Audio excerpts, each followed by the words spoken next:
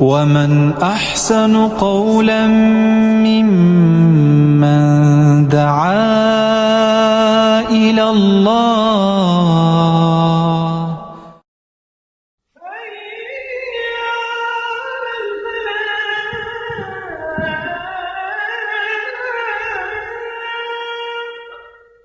إن الحمد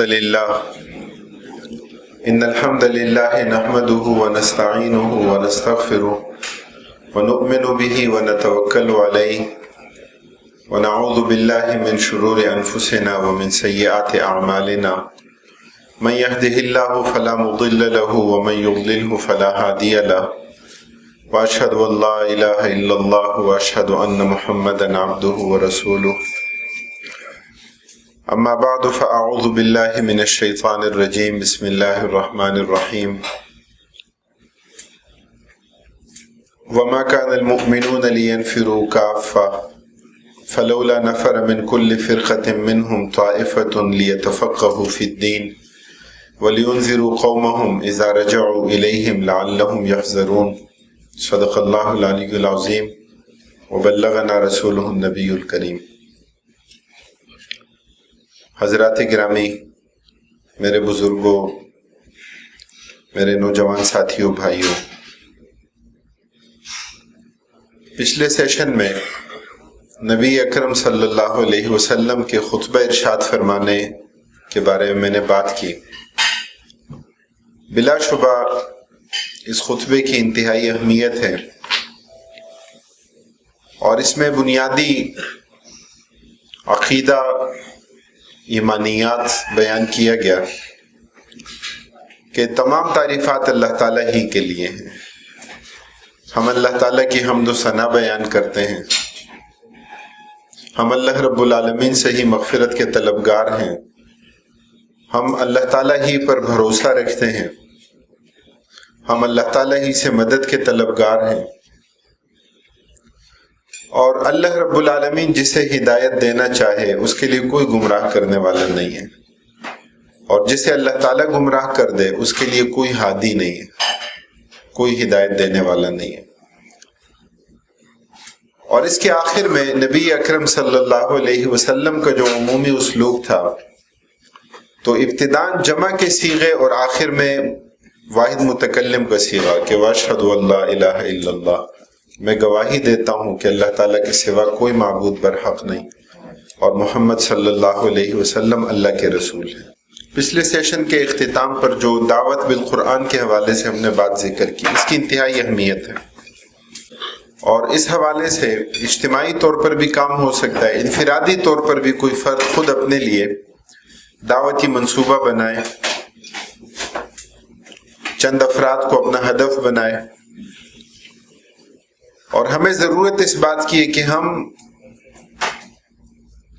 اپنے نیک اعمال کو، اپنی نیکیوں کی ہم حفاظت کریں۔ ضرورت اس بات کی ہے، ہمارے نیک اعمال، ہماری نیکیوں کا ضیاع، ان کا ضائع ہونا مختلف طرق سے ہوتا ہے۔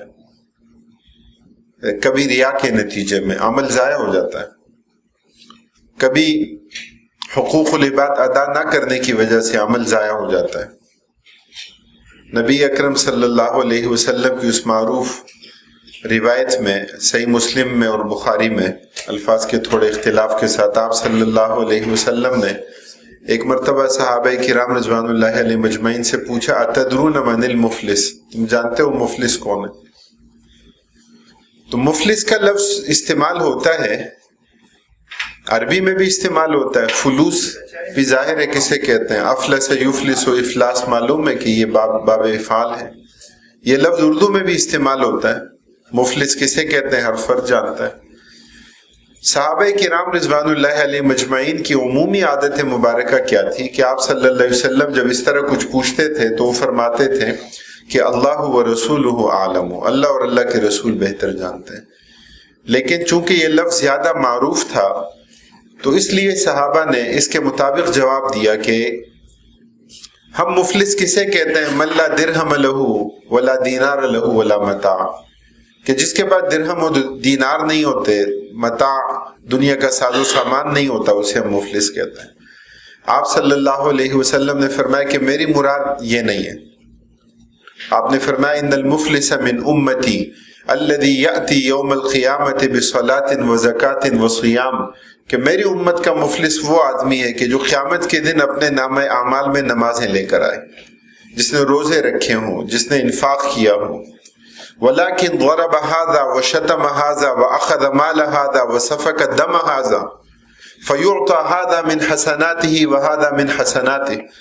آپ صلی اللہ علیہ وسلم فرماتے ہیں کہ اس نے حقوق العباد کی ادائیگی نہیں کی ہوگی، اس نے کسی کو مارا پیٹا ہوگا، کسی کا حق غصب کیا ہوگا، کسی کو برا بھلا کہا ہوگا، کسی کی غیبت کی ہوگی، تو اس کی نیکیاں لوگوں میں تقسیم کر دی جائیں گی، اور فرشتے عرض کریں گے کہ یا الہ العالمین اس کی نیکیاں تو تقسیم ہو گئیں، مطالبہ کرنے والے باقی ہیں۔ تو اللہ تعالیٰ فرمائیں گے کہ اس کی نیکیاں ان لوگوں میں تقسیم کر دی جائیں، اور آپ صلی اللہ علیہ وسلم فرماتے ہیں کہ اسے اوندھے منہ جہنم میں ڈال دیا جائے گا۔ تو حقوق اللہ کی ادائیگی تو کی، لیکن حقوق العباد کی ادائیگی نہیں کی، اور اس کا نتیجہ کیا نکلا کہ نیک اعمال آخرت میں کام نہیں آئے۔ تو اس لیے ہمیں اپنی نیکیوں کی حفاظت کرنی چاہیے، ریا سے، دکھاوے سے، عجب سے، خود پسندی سے۔ آپ صلی اللہ علیہ وسلم نے ایک مرتبہ صحابہ کرام رضوان اللہ علیہ مجمعین کے سامنے ایک مثال ذکر فرمائی، ایک ایسی تشبیہ۔ آپ نے فرمایا کہ دیکھو اندھیری رات ہو، کالے سیاہ گہرے بادل چھائے ہوئے ہوں، ایک کالا سیاہ ہموار پتھر ہو، اور اس پر ایک کالی چیونٹی رینگ رہی ہو۔ تو آپ صلی اللہ علیہ وسلم فرماتے ہیں کہ کیا اس چیونٹی کے رینگنے کا پتہ چلے گا؟ صحابہ نے فرمایا کہ یا رسول اللہ پتہ نہیں چلے گا۔ کالی سیاہ رات، گہرے بادل چھائے ہوئے، کالا پتھر ہموار، اس پر کالی چیونٹی۔ آپ صلی اللہ علیہ وسلم فرماتے ہیں اسی طرح بندہ مومن کو پتہ نہیں چلتا، اس کے نیک اعمال ضائع ہو جاتا ہے۔ تو ہمیں اپنے نیک اعمال کی حفاظت کرنی چاہیے، ریا سے، دکھاوے سے، عجب سے، خود پسندی سے، حقوق العباد کی ادائیگی نہ کرنے سے۔ یہ ایک تصور تو پایا جاتا ہے لوگوں کا کہ کہیں ایسی محفوظ انویسٹمنٹ ہونی چاہیے جس میں خسارے کا، گھاٹے کا امکان کم از کم ہو۔ تو کیا ہی اچھا ہو کہ ہم بعض اعمال ایسے اعمال ہمارے ہوں کہ جن کو بچا بچا کر رکھیں، جن کو حفاظت سے رکھیں، کہ جس کے بارے میں کسی کو خبر نہ ہونے دیں۔ آپ صلی اللہ علیہ وسلم نے جو 7 طرح کے افراد کا تذکرہ کیا صحیح مسلم کی روایت میں، سبعۃ یظلھم اللہ فی ظلہ یوم لا ظل الا ظلہ، 7 طرح کے افراد ہیں، اللہ تعالیٰ اپنے عرش کے سائے کے نیچے جگہ دیں گے کہ جب اللہ کے عرش کے سائے کے علاوہ اور کہیں سایہ نہیں ہوگا۔ آپ صلی اللہ علیہ وسلم نے فرمایا ان میں سے ایک شخص وہ ہے تصدق بصدقۃ فاخفاها، کہ جو انفاق کرے چھپا کر کرے، حتی لا تعلم شمالہ ما انفق یمینہ، اس کے بائیں ہاتھ کو پتہ نہ چلے کہ اس کے دائیں ہاتھ نے کیا خرچ کیا۔ یہ ہے محفوظ انویسٹمنٹ، یہ ہے اپنے اعمال کی حفاظت، یہ ہے اسے بچا بچا کر رکھنا، یہ ہے اس کو آخرت کے لیے ذخیرہ بنا کر لے جانا۔ تو اس لیے دعوت بالقرآن کا منصوبہ ہماری آخرت میں نجات کا ذریعہ بن سکتا ہے، یہ نجات کا سبب بن سکتا ہے۔ اور اس کا دوسرا فائدہ کیا ہے کہ یہ خود آپ کے لیے، خود اس فرد کے لیے جو داعی ہے، اس کے لیے کاربند ہونے کا ایک ذریعہ اور سبب بنتا ہے۔ نبی اکرم صلی اللہ علیہ وسلم نے فرمایا کہ قرآن کی حفاظت کے مختلف طرق ہیں، لیکن قرآن کی حفاظت کا ایک ذریعہ نماز بھی ہے۔ اور نماز قرآن کی حفاظت کا کیسے ذریعہ ہے کہ نماز میں قرآن کی تلاوت کرتے ہو، نماز میں قرآن پڑھا جاتا ہے، نماز میں قرآن سنا جاتا ہے، تو یہ قرآن کی حفاظت کا ایک ذریعہ ہے۔ تو اسی طرح جو دعوت ہے، جو قرآن کریم کی دعوت ہے، جب آپ اس کے داعی بنیں گے تو وہ خود آپ کے عمل میں یہ چیزیں آئیں گی۔ اور تھوڑے سے اختلاف کے ساتھ جو 5 چیزیں آپ کو میں نے لکھوائیں، ان میں مخاطبین کا جو تجزیہ ہے، یعنی اس میں اگر آپ اپنی ذات کو شامل کر لیں تو یہی دعوتی منصوبہ، دعوت بالقرآن کا منصوبہ آپ کا اپنا انفرادی منصوبہ ہو سکتا ہے کہ آپ دعوتی منصوبہ بنائیں کہ میں جس طرح آغاز میں سروے کی بات آئی ہے کہ اگر آپ نے قرآن کریم مکمل ترجمے کے ساتھ نہیں پڑھا تو آپ اس سے آغاز کر سکتے ہیں کہ میں نے کتنے عرصے میں مشاورت کر سکتے ہیں، رہنمائی لے سکتے ہیں، آیات مختص کر سکتے ہیں، اس کا دعوتی منصوبہ بنا سکتے ہیں کہ کتنے عرصے میں مجھے قرآن کریم کو ترجمے کے ساتھ پڑھ لینا چاہیے، کتنے عرصے میں مجھے قرآن کریم کی تفسیر پڑھ لینی چاہیے، کتنے عرصے میں مجھے قرآن کریم کی صحیح ترتیل تجوید سیکھنی چاہیے، کتنے عرصے میں احکام القرآن پر جو یعنی علم کا یہ ذریعہ تو مسلسل بڑھتا رہتا ہے. اور جمیع العلم فی القرآن لیکن تقاصر عنہ افہام الرجال، قرآن کریم میں علوم اور فنون کے تمام ذخائر موجود ہیں. یہ الگ بات ہے کہ ہم قرآن کریم سے کتنا استفادہ کرنے والے ہیں. تو اس لیے اس کو اپنا انفرادی منصوبہ بنانا، اجتماعی دعوتی منصوبہ بنانا انتہائی ضروری ہے. میں یہاں بالاختصار آپ کے سامنے رکھنا چاہتا ہوں. دیکھیے، قرآن کریم سے اپنا تعلق، اپنی نسبت جوڑنے کے لیے سب سے زیادہ اہمیت کسی بھی فرد کے لیے اس کی اپنی نیت اور اس کا اپنا ارادہ، کہ جس کے بعد اس کے لیے کئی امکانی صورتیں نکل سکتی ہیں. لیکن بسا اوقات ایسا بھی ہوتا ہے کہ جب آپ کو اپنی مصروفیات میں سے وقت نہیں نکال سکتے تو وہاں پھر اجتماعی مطالعے کی اہمیت ہوتی ہے. اور اجتماعی مطالعے کا نظام، اس میں ہمیں کیا کرنا چاہیے کہ اس کو کنڈکٹ کرنے والا سب سے پہلی بات یہ کہ وہ مطالعہ کر کے آئے، اس کے اپنے آداب ہیں، باوضو ہو کر جتنے بھی شرکاء ہیں سب آئیں، باوضو ہو کر بیٹھیں، قرآن کریم کی تلاوت سے آغاز کریں. اسی طرح کسی متعین کتاب سے، ترجمے سے وہ اس کا ترجمہ پڑھیں، اور جو تفسیر ہے اس تفسیر کی خواندگی کریں. 2 آیات ہو سکتی ہیں، 4 آیات ہو سکتی ہیں، 10 آیات ہو سکتی ہیں، کسی ایک موضوع پر مختص چند آیات کا ایک مجموعہ ہو سکتا ہے. اور اس کے بعد ممکنہ سوالات جو کنڈکٹ کرنے والا ہے، اگر وہ پہلے سے اس کا مطالعہ کر کے آئے تو وہ سوالات کے جوابات دے سکتا ہے. اجتماعی مطالعے کی یہ مشق تب بہتر اور دلچسپ بنتی ہے اور سب کی شرکت اس میں ہو سکتی ہے کہ جب باری باری قرآن کریم کی تلاوت، قرآن کا ترجمہ اور تفسیر کی خواندگی، جتنے شرکاء ہیں ان سب کو اس میں شریک رکھا جائے اور سب باری باری تلاوت میں یا ترجمہ یا اس کی تفسیر پڑھنے میں ان کی شرکت ہو. آسانی کے پیش نظر اس میں کیا ہو سکتا ہے کہ اجتماعی مطالعے سے پہلے جتنا بھی اس کا مواد ہے وہ پہلے سے شیئر کر لیا جائے. اور یہاں پر اس میں کیا ہوگا کہ جو کنڈکٹ کرنے والا ہے تو اس کا کردار ایک لیڈر کا کردار ہوگا. آپ صلی اللہ علیہ وسلم کی حیات طیبہ سے ایک مثال میں نے ذکر کی اور اس کا ایک پہلو بیان کیا. آپ صلی اللہ علیہ وسلم بلا شبہ قائد تھے. آپ صلی اللہ علیہ وسلم کے اندر قیادت کے جو اوصاف تھے کہ اس تک کسی کی رسائی آپ صلی اللہ علیہ وسلم کے بعد نہیں ہو سکتی. آپ صلی اللہ علیہ وسلم نے ایک موقع پر ارشاد فرمایا، حدیث میں آتا ہے کہ ان الرائد لا یکذب اہلہ، اور ایک حدیث میں کہ ان الرائد لا یخون اہلہ. آپ نے فرمایا کہ بھیڑ بکریوں کا چرواہا اپنی بھیڑ بکریوں کے ساتھ خیانت نہیں کرتا. بھیڑ بکریوں کا چرواہا اپنی بھیڑ بکریوں کے ساتھ غلط بیانی نہیں کرتا.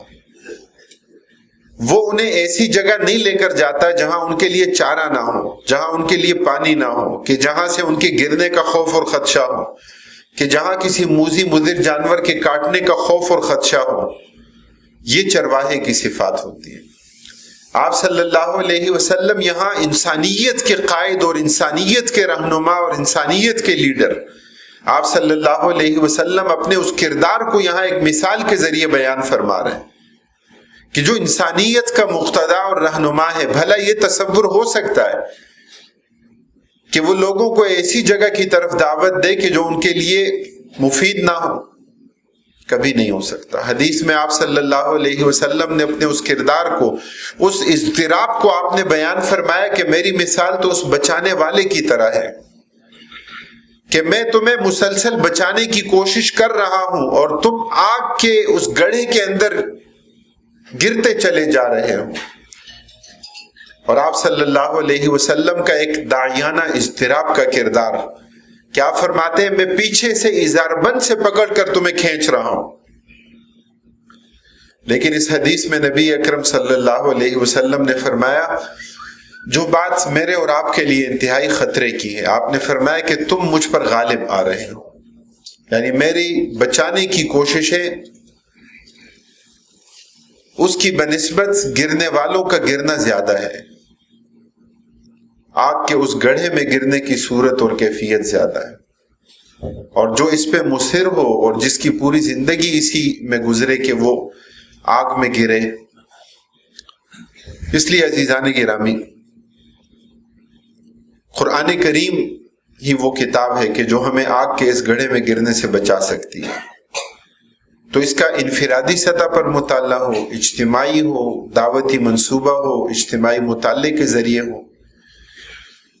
آپ صلی اللہ علیہ وسلم کی قیادت کے اوصاف کے حوالے سے میں نے بتایا کہ آپ کی سیرت کی ایک مثال میں نے ذکر کی کہ آپ کوہ صفا پر تھے اور آپ نے پوچھا کہ اگر میں تم سے کہوں اس پہاڑی کے پیچھے سے ایک لشکر جرار آنے والا ہے تو کیا تم تصدیق کرو گے؟ لوگوں نے تصدیق کی، اور اس کی ایک وجہ ہم نے بیان کی، وہ کیا تھی کہ آپ صلی اللہ علیہ وسلم کا دامن اجلا تھا، الصادق الامین تھے، آپ صلی اللہ علیہ وسلم کا کردار ان کے سامنے تھا۔ اور دوسرا سبب اس کا کیا تھا، جو مادی سبب تھا، ظاہری سبب تھا، وہ یہ کہ آپ صلی اللہ علیہ وسلم اونچی جگہ پر تھے، آپ پہاڑی پر تھے اور لوگ نشیب میں تھے۔ نشیب میں جو لوگ موجود ہیں وہ نہیں جانتے کہ پہاڑی کے اس طرف کیا ہے، اور جو اس پہاڑی پر کھڑا ہے وہ جانتا ہے کہ اس پہاڑی کے پیچھے کیا ہے۔ یہ قیادت کا وصف ہے کہ وہ دور رس ہو، دوربین ہو، اس کی نگاہ دور تک دیکھنے والی ہو، وہ لوگوں کے خطرات کو بھانپنے والا ہو، وہ لوگوں کے لیے فائدے کی امکانی صورتوں کو تلاش کرنے والا ہو، وہ لوگوں کو بچانے والا ہو۔ اور یہ کام لیڈر کا ہے، یہ کام قیادت کا ہے کہ جو نبی اکرم صلی اللہ علیہ وسلم نے بدرجہ اتم کیا۔ نزول قرآن کا مقصد حضرت شاہ ولی اللہ رحمہ اللہ نے بیان کیا کہ قرآن کریم کے نزول کا مقصد کیا ہے؟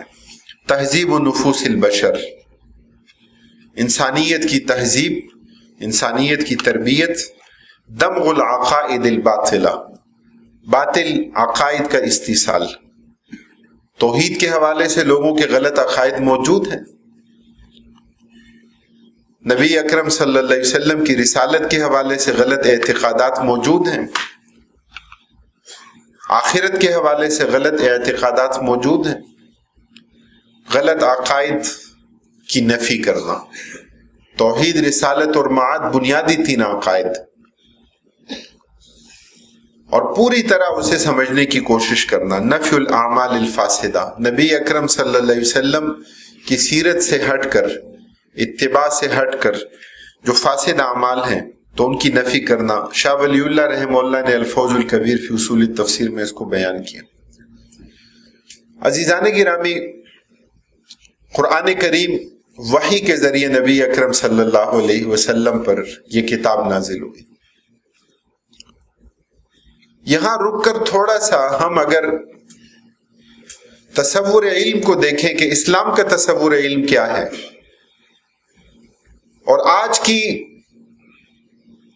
فاتح تہذیب، ہم تسلیم کریں یا نہ کریں لیکن مغربی تہذیب آج کی فاتح تہذیب قرار پاتی ہے، کہ مغربی تہذیب کا تصور علم کیا ہے۔ مغربی تہذیب کے لیے تصور علم، مغرب کے فلاسفہ کی زبانی اگر سمجھنے کی کوشش کی جائے تو کانٹ اور ڈیکارٹ کے ہاں اور ہیگل کے ہاں تصور علم کیا ہے؟ سورس آف نالج تو بیان کیا جاتا ہے کہ حواس ہے اور عقل ہے، بنیادی طور پر تصور علم میں ان کے ہاں جو چیز داخل ہے شامل ہے کہ جو محسوس ہو، جس کو محسوس کیا جا سکے، جو مشاہد ہو، جسے دیکھا جا سکے، جس کو کسی لیبارٹری میں پرکھا جا سکے، وہ علم ہے۔ اور مغرب کے اس تصور علم کے مطابق وہی علم کے دائرے سے خارج ہے، وہی علم کے دائرے میں داخل نہیں ہے، شامل نہیں ہے۔ اور یہی وجہ ہے کہ مستشرقین کو یہ بات سمجھ میں نہیں آتی۔ نبی اکرم صلی اللہ علیہ وسلم کی وحی کی کیفیت کو کبھی مرض سے، معاذ اللہ، کبھی نقل کفر نہ باشد، کبھی مرگی سے تعبیر کیا جاتا ہے۔ منٹگمری واٹ مستشرقین میں نسبتاً وہ شخص کہ جو ذرا معتدل تھا، آپ صلی اللہ علیہ وسلم کی مکی زندگی کے بارے میں الگ کتاب لکھی اور آپ کی مدنی زندگی کے حوالے سے الگ کتاب لکھی۔ منٹگمری واٹ نے کہا کہ ہمارے مستشرقین وحی کو نبی اکرم صلی اللہ علیہ وسلم کی بیماری یا آپ کے لیے مرگی کی کیفیت سے تعبیر کرتے ہیں، تو کہا کہ یہ کہنا درست نہیں ہے۔ تو کیا منٹگمری واٹ نے آپ صلی اللہ علیہ وسلم کی وحی کو تسلیم کیا؟ نہیں، اس لیے کہ بنیادی فرق تصور علم کا ہے۔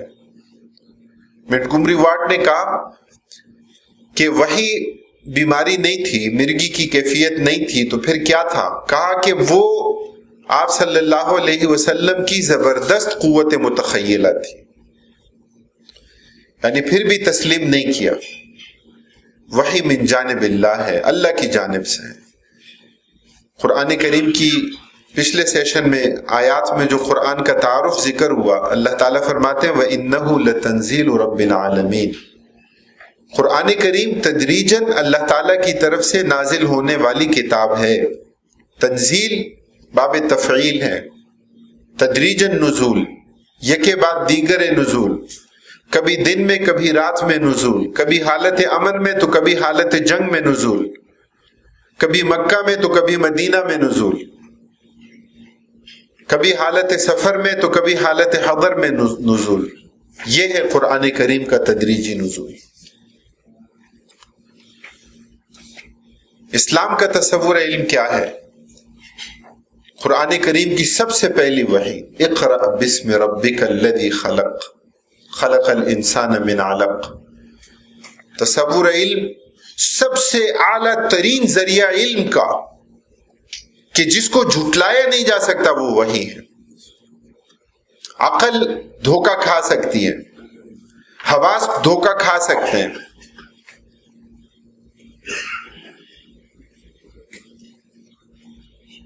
علامہ اقبال رحمہ اللہ نے اسی کیفیت کو تعبیر کیا۔ علامہ اقبال رحمہ اللہ نے کہ جب حضرت ابراہیم علیہ السلام کا تذکرہ کیا کہ بے خطر کود پڑا آتش نمرود میں عشق، عقل ہے محو تماشائے لبے بام ابھی۔ عقل تو محو تماشا ہے، عقل اعلیٰ ذریعہ نہیں ہے۔ عقل کا تقاضا ہوتا تو آگ تو جلانے والی ہے، تو عقل سے اعلیٰ ذریعہ کہ جسے اقبال نے یہاں عشق سے تعبیر کیا، بے خطر کود پڑا آتش نمرود میں عشق، اعلیٰ ترین ذریعہ۔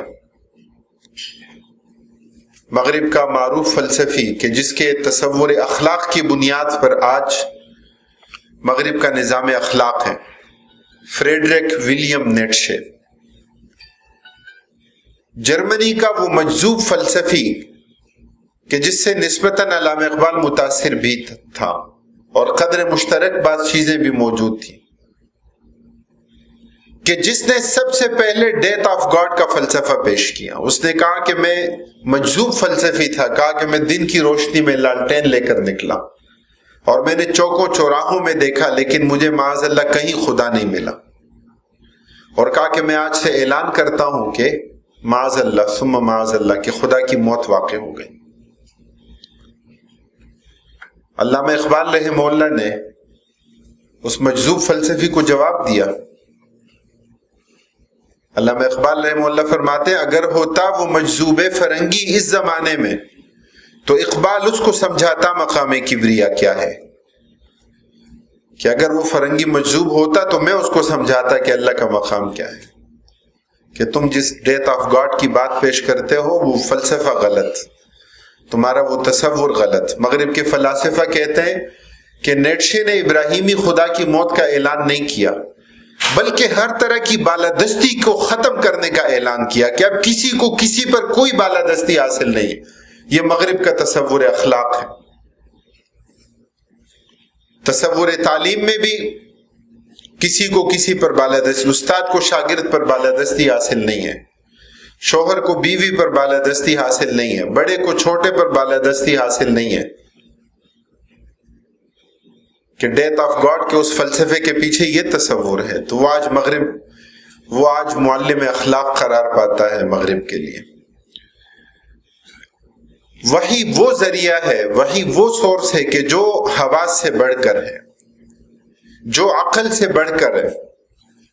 اللہ رب العالمین نے حواس بھی دیے، اللہ تعالیٰ نے عقل دی، لیکن وہی کہ جس کے ذریعے ان چیزوں کا پتہ چلتا ہے کہ جس کا پتہ حواس سے نہیں چلتا، کہ جس کا پتہ عقل سے نہیں چلتا، وہی اس کے بارے میں بتاتی ہے۔ اور اسے ایمانیات میں ایمان بالغیب سے تعبیر کیا جاتا ہے۔ ہم مانتے ہیں کہ اللہ تعالیٰ نے جنت پیدا کی ہے، ہم مانتے ہیں اللہ تعالیٰ نے جہنم پیدا کی، ہم نے نہیں دیکھا، ہم نے فرشتوں کو نہیں دیکھا، ہم نے تقدیر لکھی ہوئی مجموعہ ایک مصحف کی صورت میں نہیں دیکھا، ہم مانتے ہیں، تسلیم کرتے ہیں کہ اللہ تعالیٰ نے تقدیر لکھی۔ صحیح مسلم میں روایت ہے، حضرت آدم علیہ السلام اور حضرت موسیٰ علیہ السلام کا مکالمہ ہوا آپس میں۔ آپ صلی اللہ علیہ وسلم فرماتے ہیں احتج آدم و موسیٰ عند ربہما، اور یہاں تشریح کرنے والے محدثین فرماتے ہیں کہ احتج آدم و موسیٰ عند ربہما کا مطلب کیا ہے کہ دونوں نے مناظرہ کیا، دونوں کا مناظرہ۔ مناظرے کا لفظ ذرا بدنام ہے، استعمال اس کا غلط ہے، ورنہ لفظ فی نفسی ہی اتنا برا نہیں ہے۔ مناظرہ کسے کہتے ہیں؟ النظر فی دلیل الجانبین، جانبین کے دلائل کو دیکھنا کہ کس کی دلیل زیادہ راجح ہے، کس کی دلیل زیادہ قوی ہے۔ تو حضرت موسیٰ علیہ السلام نے فرمایا انت آدم الذی خلقک اللہ بیدہ، کہ آپ حضرت آدم علیہ السلام، اللہ نے آپ کو اپنے ہاتھ سے پیدا کیا۔ ثم اسکنک فی جنتی، آپ کو اپنی جنت میں ٹھہرایا۔ ثم احبطت الناس بخطیئتک الی الارض، پھر آپ اپنی اس لغزش کی وجہ سے اپنی اولاد کو زمین پر لے آئے۔ یہ کس نے کہا؟ حضرت موسیٰ علیہ السلام، حضرت آدم علیہ السلام سے۔ اب حضرت آدم علیہ السلام کیا جواب دیتے ہیں؟ فرماتے ہیں انت موسیٰ، آپ حضرت موسیٰ ہیں۔ الذی اصطفاک اللہ برسالتہ، اللہ نے آپ کو اپنی رسالت کے لیے چن لیا۔ وقربک نجیا وکلمک، اللہ نے آپ کو خود سے قریب کیا سرگوشی کے لیے، اللہ نے آپ سے کلام کیا۔ تو کہا کہ آپ نے میری تخلیق سے کتنا عرصہ پہلے آپ کے علم میں ہے کہ اللہ نے تورات لکھی۔ فَبِكَمْ وَجَدْتَ كَتَبَ اللَّهُ التَّوْرَاةَ قَبْلَ أَنْ يَخْلُقَنِي، اللہ نے مجھے پیدا کرنے سے کتنا عرصہ پہلے تورات لکھی۔ حضرت موسیٰ علیہ السلام فرماتے ہیں کہ آپ کی پیدائش سے 40 سال پہلے۔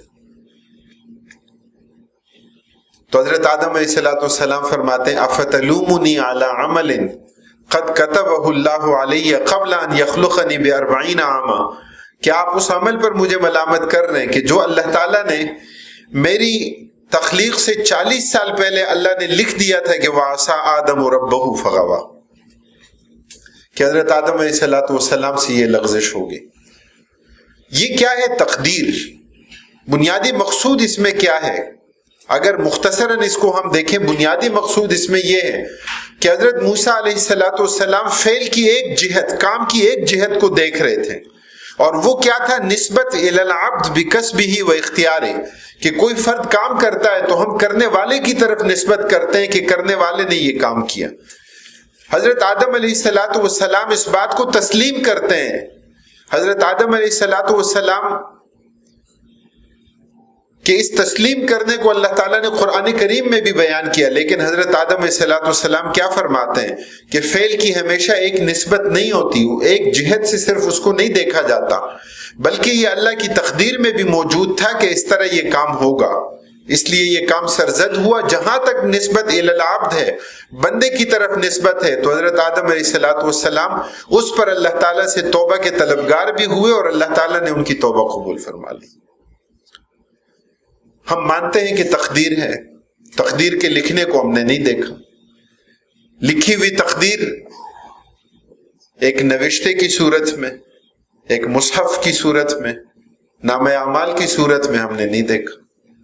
آپ صلی اللہ علیہ وسلم نے فرمایا کہ تقدیر کی قسمیں ہیں، تقدیر لوح محفوظ میں ہے۔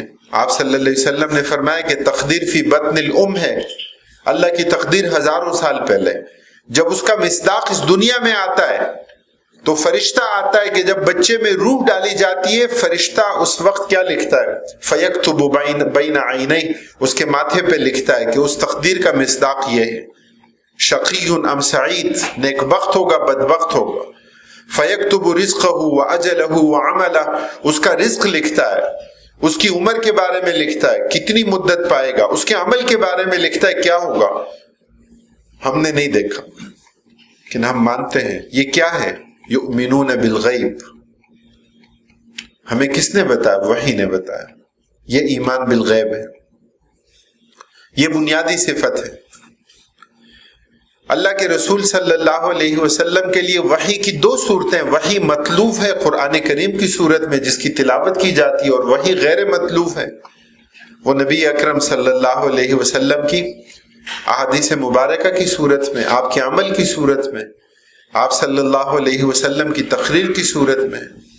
وما ينطق عن الهوى ان هو الا وحی یوحى، کہ آپ صلی اللہ علیہ وسلم کی باتیں اللہ تعالی کی طرف سے ہیں۔ تو آپ صلی اللہ علیہ وسلم کے لیے نزول وحی کے مختلف طریقے۔ حضرت حارث بن ہشام نے نبی اکرم صلی اللہ علیہ وسلم سے پوچھا، حضرت عائشہ صدیقہ رضی اللہ تعالیٰ عنہ اس روایت کو بیان کرتے ہیں صحیح بخاری میں، کیف یأتیک الوحی، کہ آپ صلی اللہ علیہ وسلم پر وحی کیسے آتی ہے، وحی کی کیا کیفیت ہوتی ہے؟ آپ صلی اللہ علیہ وسلم نے فرمایا احیانا یأتینی مثل سلسلۃ الجرس، کہ کبھی مسلسل مجھے گھنٹیاں سی بجنے کی آواز آتی ہے، اور آپ صلی اللہ علیہ وسلم فرماتے ہیں وَهُوَ أَشَدُّ عَلَيَّ، کہ یہ کیفیت مجھ پر انتہائی گراں گزرتی ہے۔ صحیح بخاری میں آپ صلی اللہ علیہ وسلم کی پہلی وحی کی کیفیت بیان کی گئی۔ آپ صلی اللہ علیہ وسلم غار حرا میں تھے، جبرائیل امین تشریف لائے، آپ صلی اللہ علیہ وسلم سے کہا اقرا، آپ نے فرمایا ما انا بقاری، پڑھو، آپ نے فرمایا میں پڑھنے والا نہیں ہوں۔ آپ النبی الامی تھے، یہ آپ کی اعلیٰ صفت تھی۔ آپ صلی اللہ علیہ وسلم اپنے ہاتھ سے لکھ نہیں سکتے تھے، آپ کسی لکھی ہوئی تحریر کو پڑھنے پر قادر نہیں تھے، کسی اور کے بارے میں ہو تو عیب ہے۔ آپ صلی اللہ علیہ وسلم کی اعلیٰ و عرفہ شان کو بیان کیا، اور اس میں اللہ کی حکمتیں کار فرما ہیں۔ حکمت کیا کار فرما ہے کہ آپ صلی اللہ علیہ وسلم تلمیذ الرحمن ہیں، اللہ تعالیٰ نے قرآن کی تعلیم دی، اللہ تعالیٰ نے اس بات کا فیصلہ کیا کہ آپ صلی اللہ علیہ وسلم لکھنے کے لیے بھی کسی کے شاگرد نہ بنے، کسی کے لیے آپ زانو تلمس طے نہ کریں۔ آپ صلی اللہ علیہ وسلم کو جو علم دیا گیا وہ علم اللہ کی طرف سے ہے۔ دوسری حکمت کار فرما تھی، وہ کیا تھی کہ کل کو یہ کفار کہیں گے، یہ معترضین کہیں گے کہ آپ صلی اللہ علیہ وسلم تو خود لکھنے والے ہیں، آپ تو خود پڑھنے والے ہیں، آپ نے مطالعہ کیا، آپ نے خود سے قرآن لکھا، معاذ اللہ، اور اس کے باوجود کہ آپ النبی الامی ہیں، یہ اعتراض آیا۔ اللہ رب العالمین نے قرآن کریم میں اس اعتراض کو بھی بیان کیا اور اس کا جواب بھی بیان کیا۔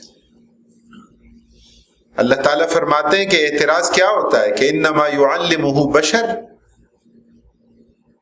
کہ ایک اور شخص نے آپ کو تعلیم دی، جو خود اس پر قادر نہیں ہے، آپ صلی اللہ علیہ وسلم ایسا معجز کلام پیش فرما رہے ہیں کہ جس معجز کلام کی مثال اور نظیر کوئی پیش نہیں کر سکتا۔ بڑے ادیب اور شعراء موجود تھے، فی البدیع قصیدے کہنے والے موجود تھے، عربی ادب کے شاہکار قادر الکلام، لیکن قرآن کریم کے اس اعجاز کا کوئی مقابلہ نہیں کر سکا۔ یہ کیسے ممکن ہے کہ النبی الامی ان لوگوں کے اعتراض کے مطابق کہ معاذ اللہ اپنی طرف سے کچھ کہیں اور اس کا جواب نہ ہو سکے؟ اس لیے اللہ کے رسول صلی اللہ علیہ وسلم النبی الامی، اور یہ آپ کی اعلیٰ ترین صفت کہ جسے قرآن کریم میں اللہ تعالیٰ نے بیان کیا۔ آپ سے کہا گیا اقرا، آپ نے فرمایا ما انا بقاری، پڑھنے والا نہیں، اقرا۔ آپ صلی اللہ علیہ وسلم فرماتے ہیں قال فاخذنی فغطنی، صحیح بخاری میں حتی بلغ منی الجہد، فرماتے ہیں کہ جبرائیل امین نے مجھے پکڑا، مجھے زور دیا، بھینچا، یہاں تک کہ مجھ پر مشقت کی انتہا ہو گئی، لیکن آپ صلی اللہ علیہ وسلم کی زبان اطہر پر جاری ہو گیا اقرأ بسم ربک الذی خلق۔ یہ پہلی وحی تھی۔ ہمارے استاد گرامی رحمہ اللہ شیخ القرآن حضرت مولانا گوہر رحمان رحمہ اللہ، آپ میں سے اکثر شاید نام سے واقف ہوں گے۔ حضرت مولانا گوہر رحمان رحمہ اللہ کی بڑی علمی خدمات ہیں، اور مجھے اس موقع پر ان کی وہ کیفیت یاد آتی ہے کہ جب وہ شدید بیماری میں تھے، اور آخری ایک دن پہلے میں ملاقات کے لیے گیا تو انہوں نے فرمایا کہ میں تدریس نہیں کر پا رہا، گلے کی تکلیف ہے، سانس پھول جاتا ہے۔ تو میں نے کہا کہ ہمیں اس بات کی خوشی تو ہے کہ آپ تدریس نہیں کر پا رہے، لیکن آپ لکھ رہے ہیں۔ بیمار تھے، بیڈ پر تھے، لیکن لکھتے تھے۔ تو انہوں نے ایک عزم سے کہا کہ ہاں میں لکھ رہا ہوں اور لکھتا رہوں گا۔ اور اس کے اگلے دن ان کی روح پرواز کر گئی۔ لیکن آخری کیفیت بھی کیا تھی؟ وہ کیفیت یہ تھی کہ بخاری کی اسی حدیث کی شرح لکھ رہے تھے، اور اس میں بیٹھ کر لکھتے ہوئے کیفیت ان کی یہ تھی کہ قال فاخذنی فغطنی حتی بلغ منی الجہد، حتی بلغ منی الجہد، یہاں تک کہ مجھ پر مشقت کی انتہا ہو گئی۔ الجہد کی دال پر آ کر ان کا قلم نیچے پھسلا اور ان کی روح پرواز کر گئی۔ تو اللہ تعالیٰ اپنے بعض خاص بندوں سے دین کی خدمت کا کام لیتا ہے۔ خدا یاد آئے جن کو دیکھ کر وہ نور کے پتلے، نبوت کے یہ وارث ہیں، یہی ہیں ذل رحمانی۔ انہی کی شان کو زیبا نبوت کی وراثت ہے، انہی کا کام ہے دینی مراسم کی نگہبانی۔ اور رہیں دنیا میں اور دنیا سے بالکل لا تعلق ہوں، اور پھریں دریا میں اور ہرگز نہ کپڑوں کو لگے پانی۔ یہ کیفیت ہوتی ہے کہ جن سے اللہ تعالیٰ اپنے دین کی خدمت کا کام لیتے ہیں۔ تو پہلی وحی نبی اکرم صلی اللہ علیہ وسلم کی، آپ صلی اللہ علیہ وسلم سے کہا گیا اقرا، آپ نے فرمایا ما انا بقاری۔ لیکن پہلی وحی 5 آیات میں اسلام کا تصور علم دے دیا گیا۔ الف سے انار اور بے سے بکری نہیں، الف سے اللہ۔ اقرا بسم ربک الذی خلق، پڑھو اپنے رب کے نام سے جس نے پیدا کیا۔ پڑھنے لکھنے کا مقصد اپنے خالق کی معرفت ہے، اپنے خالق کو جاننا ہے، اپنے خالق کو پہچاننا ہے، اپنے خالق کے کلام سے آگاہی ہے۔ تو نبی اکرم صلی اللہ علیہ وسلم فرماتے ہیں کہ مسلسل گھنٹیاں بجنے کی آواز آتی ہے، یہ وحی کے نزول کی کیفیت ہوتی تھی، اور فرماتے ہیں وہ کیفیت مجھ پر انتہائی گراں گزرتی تھی۔ اور فرماتے ہیں جب یہ سلسلہ ختم ہو جاتا تو جو کچھ کہا جاتا اس دوران وہ آپ صلی اللہ علیہ وسلم کو یاد ہو جاتا۔ اور فرماتے ہیں کبھی فرشتہ میرے سامنے ایک مرد کی صورت میں آتا ہے، حدیث جبریل ہے، آپ صلی اللہ علیہ وسلم فرماتے ہیں، حضرت عمر بن خطاب رضی اللہ تعالیٰ عنہ راوی ہیں، فرماتے ہیں کہ ہم نبی اکرم صلی اللہ علیہ وسلم کی خدمت میں موجود تھے کہ اچانک ایک شخص آیا، شدید بیاض الثیاب شدید سواد الشعر لا یرا علیہ اثر السفر ولا یعرفہ منا احد، ایک ایسا شخص آیا سفید کپڑے اس نے پہنے ہوئے، کال انتہائی بال اس کے کیا تھے، انتہائی کالے تھے، لا یرا علیہ اثر السفر ولا یعرفہ منا احد، سفر کے آثار دکھائی نہیں دیتے اور ہم میں سے کوئی فرد اسے جانتا بھی نہیں تھا، یعنی اگر وہ قریب کا تھا تو ہم پہچان لیتے اور اگر وہ دور کا تھا تو سفر کے آثار دکھائی دیتے۔ حضرت عمر رضی اللہ تعالیٰ عنہ اپنی حیرت کو بیان فرماتے ہیں، اور پھر اس آنے والے نے آ کر باادب بیٹھ کر نبی اکرم صلی اللہ علیہ وسلم سے 5 سوالات پوچھے۔ یا محمد صلی اللہ علیہ وسلم اخبرنی عن الایمان، ایمان کے بارے میں بتائیے، اخبرنی عن الاسلام، اسلام کے بارے میں بتائیے، اخبرنی عن الاحسان، احسان کے بارے میں بتائیے، اخبرنی عن الساعہ، قیامت کے بارے میں بتائیے۔ اور آپ صلی اللہ علیہ وسلم نے فرمایا مل مسئول عنہا بعالم من السائل، مسئول سائل سے زیادہ نہیں جانتا، جس طرح تمہیں نہیں پتا قیامت کب آئے گی اس طرح مجھے بھی نہیں پتا۔ اور 5واں سوال کیا تھا، فاخبرنی عن اماراتها، کہ قیامت کی نشانیاں بتائیے۔ آپ صلی اللہ علیہ وسلم نے نشانیاں بتائیں۔ جب وہ چلا گیا آپ صلی اللہ علیہ وسلم نے صحابہ سے پوچھا جانتے ہو یہ آنے والا کون تھا؟ تو صحابہ نے کہا ہم نہیں جانتے۔ آپ نے فرمایا یہ جبرائیل امین تھے، اتاکم یعلمکم دینکم، اس مقصد کے لیے تشریف لائے تھے تاکہ تمہیں تمہارے دین کی تعلیم دیں۔ سوال جواب سے مقصود ان کے اپنے علم میں اضافہ نہیں تھا، اس لیے کہ فرشتے لا یعصون اللہ ما امرہم ویفعلون ما یؤمرون، فرشتوں کی سرشت میں معصیت نہیں ہے، جس مقصد کے لیے پیدا کیا بس وہی کام کرنا ان کا مقصد، چونکہ ان کو وہ ضروریات اور وہ حوائج ان کی نہیں ہے کہ جس طرح انسانوں کی ہے۔ کبھی جبرائیل امین حضرت دحیہ کلبی رضی اللہ تعالیٰ عنہ کی صورت اختیار کر کے تشریف لاتے تھے۔ صحابہ کرام رضوان اللہ علیہ مجمعین فرماتے ہیں کہ ہمیں یوں لگتا تھا جیسے حضرت دحیہ رضی اللہ تعالیٰ عنہ آپ صلی اللہ علیہ وسلم کی مجلس میں تشریف لائے ہیں۔ وہ حضرت دحیہ نہیں ہوتے تھے، وہ جبرائیل امین ہوتے تھے، ان کی صورت اختیار کر کے تشریف لاتے ہیں۔ کبھی کسی اجنبی کی صورت اختیار کر کے تشریف لاتے ہیں۔ نبی اکرم صلی اللہ علیہ وسلم پر نزول وحی کی تیسری صورت کیا تھی؟ انسانی شکل میں آنے کے بغیر اپنی اصلی صورت میں دکھائی دیتا ہے۔ آپ صلی اللہ علیہ وسلم کی حیات طیبہ میں ایسا 2 مرتبہ یا 3 مرتبہ ہوا، علی سبیل الاختلاف بین الروایات، کہ اللہ کے رسول صلی اللہ علیہ وسلم نے جبرائیل امین کو ان کی اپنی اصلی شکل و صورت میں دیکھا۔ ایک موقع کو آپ صلی اللہ علیہ وسلم نے بیان فرمایا، آپ نے فرمایا کہ میں نے سر اٹھا کے دیکھا تو فرمایا کہ میں نے پورے افق پر وسعت دیکھی اور جبرائیل امین کے پروں کو دیکھا، یعنی یہ اصلی شکل و صورت تھی کہ جس میں اللہ رب العالمین نے نبی اکرم صلی اللہ علیہ وسلم کو دکھایا۔ آپ صلی اللہ علیہ وسلم کے لیے نزول وحی کی چوتھی صورت کیا تھی؟ براہ راست بغیر کسی واسطے کے اللہ تعالیٰ سے ہم کلام ہونا۔ تو معراج کے موقع پر اور ایک مرتبہ نیند کی حالت میں، انبیاء کرام علیہم الصلوۃ والسلام کی نیند کی حالت بھی بیداری کی حالت۔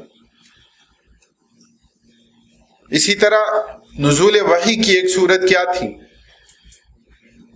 کہ جبرائیل امین کسی بھی صورت میں تشریف لائے بغیر آپ صلی اللہ علیہ وسلم کے قلب اطہر میں کوئی چیز القاء فرما دیتے تھے، اور آپ صلی اللہ علیہ وسلم کو اس کا پورا علم، کامل علم نبی اکرم صلی اللہ علیہ وسلم کو حاصل ہو جاتا تھا۔ قرآن کریم کا نزول 2 مرتبہ ہوا ہے۔ قرآن کریم کا ایک نزول وہ ہے کہ جو لوح محفوظ سے بیت عزت کی طرف، پہلے آسمان پر فرشتوں کا قبلہ، لوح محفوظ سے بیت عزت کی طرف قرآن کریم کا نزول یک بارگی ہوا، ایک ہی مرتبہ قرآن کریم نازل کر دیا گیا، اور دوسری مرتبہ اچھا، پہلی مرتبہ نزول کو اللہ تعالیٰ نے قرآن کریم میں بیان فرمایا، انا انزلناہ فی لیلۃ القدر یا انا انزلناہ فی لیلۃ مبارکہ، کہ ہم نے اس عظمت والی رات میں قرآن کریم کو اتارا. یہ لوح محفوظ سے بیت عزت کی طرف قرآن کریم کا نزول تھا. اور دوسرا نزول قرآن کریم کا تدریجاً نبی اکرم صلی اللہ علیہ وسلم کے قلب اطہر پر، وَإِنَّهُ لَتَنزِيلُ رَبِّ الْعَالَمِينَ نَزَلَ بِهِ الرُّوحُ الْأَمِينُ عَلَى قَلْبِكَ لِتَكُونَ مِنَ الْمُنذِرِينَ بِلِسَانٍ عَرَبِيٍّ مُبِينٍ. قرآن کریم کا تعارف خود قرآن کی زبان میں.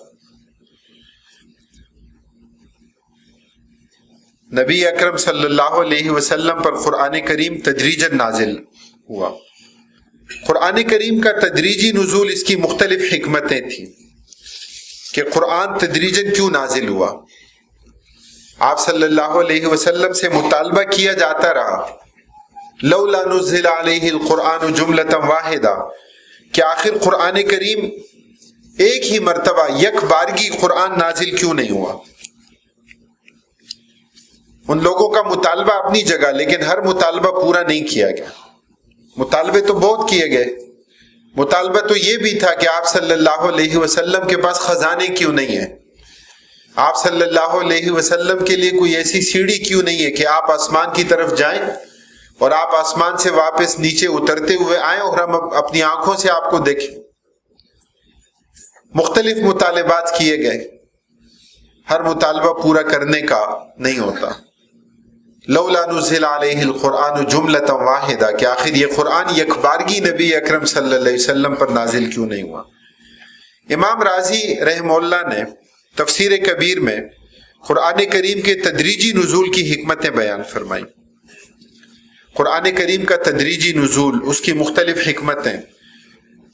تدریج لتنفیذ الاحکام، قرآن تدریجاً نازل ہوا تاکہ احکام کی تنفیذ، احکام کی امپلیمنٹیشن آسانی کے ساتھ ہو سکے. آپ دیکھیے پہلی ایک آیت میں پہلی مرتبہ شراب کی حرمت کا حکم نہیں آیا، یعنی وجہ ظاہر ہے.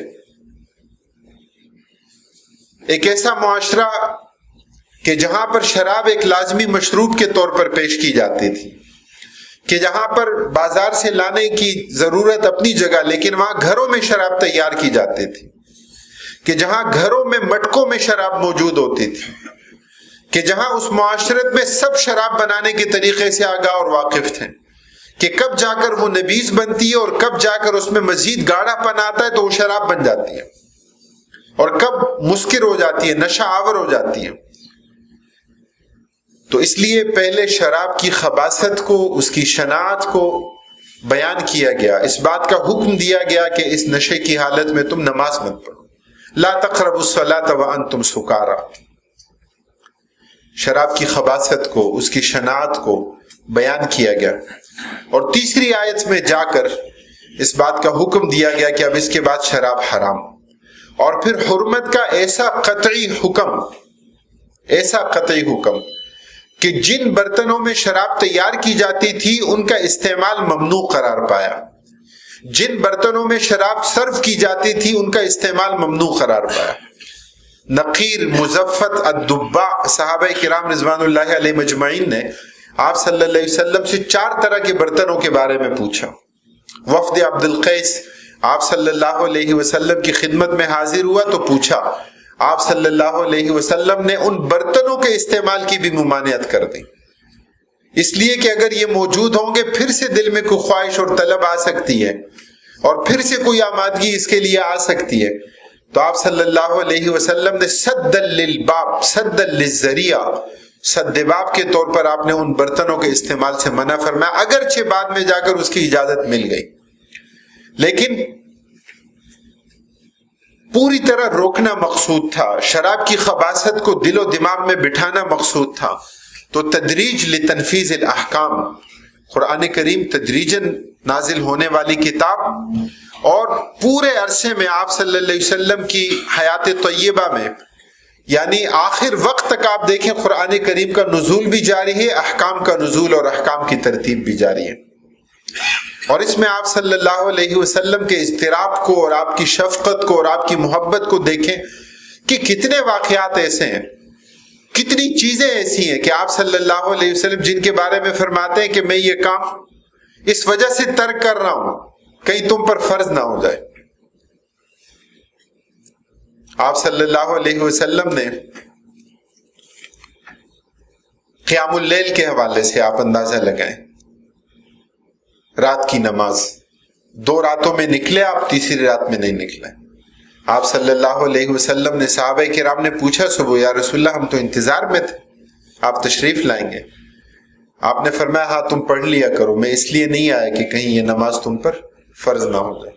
آپ نے مسواک کے بارے میں فرمایا، آپ صلی اللہ علیہ وسلم نے پڑوسی کے حقوق کے بارے میں فرمایا۔ تو آپ کی امت کے لیے شفقت اور آپ کی رحمت نبی اکرم صلی اللہ علیہ وسلم کی ظاہر ہوتی ہے۔ تو تدریج لتنفیذ الاحکام، امام راضی رحمہ اللہ فرمایا اگر پورا قرآن ایک دفعہ نازل ہو جاتا تو تمام احکام کی پابندی فوراً لازم ہو جاتی، اور یہ اس حکیمانہ تدریج کے خلاف ہوتا جو شریعت محمدی علی صاحب علیہ الصلوۃ والسلام میں ملحوظ رہی ہے۔ تدریجی نزول میں دوسری حکمت کار فرما تھی کیا؟ آپ صلی اللہ علیہ وسلم کے لیے تسلی، آپ کو اذیتیں دی گئیں، آپ صلی اللہ علیہ وسلم کو ستایا گیا، صحابہ کرام کو ستایا گیا، وہ واقعات آپ کے سامنے۔ آپ حضرت یاسر کے گھر والوں کے پاس سے گزرتے، حضرت یاسر معمر سفید ریش، حضرت عمار نوجوان، حضرت سمیہ رضوان اللہ علیہ مجمعین، کتنا ستایا گیا۔ ابو جہل نے صرف جسمانی گھاؤ نہیں دیے، نبی اکرم صلی اللہ علیہ وسلم نے اس کے بارے میں اگر فرمایا کہ فرعون هذه الامہ، تو اس کے اسباب موجود ہے کہ اس امت کا فرعون کیوں ہے۔ کفر اور شرک کی ہر گلی میں ابو جہل دکھائی دیتا ہے، اور کفر اور شرک میں ایک لیڈر کا کردار ابو جہل نے ادا کیا۔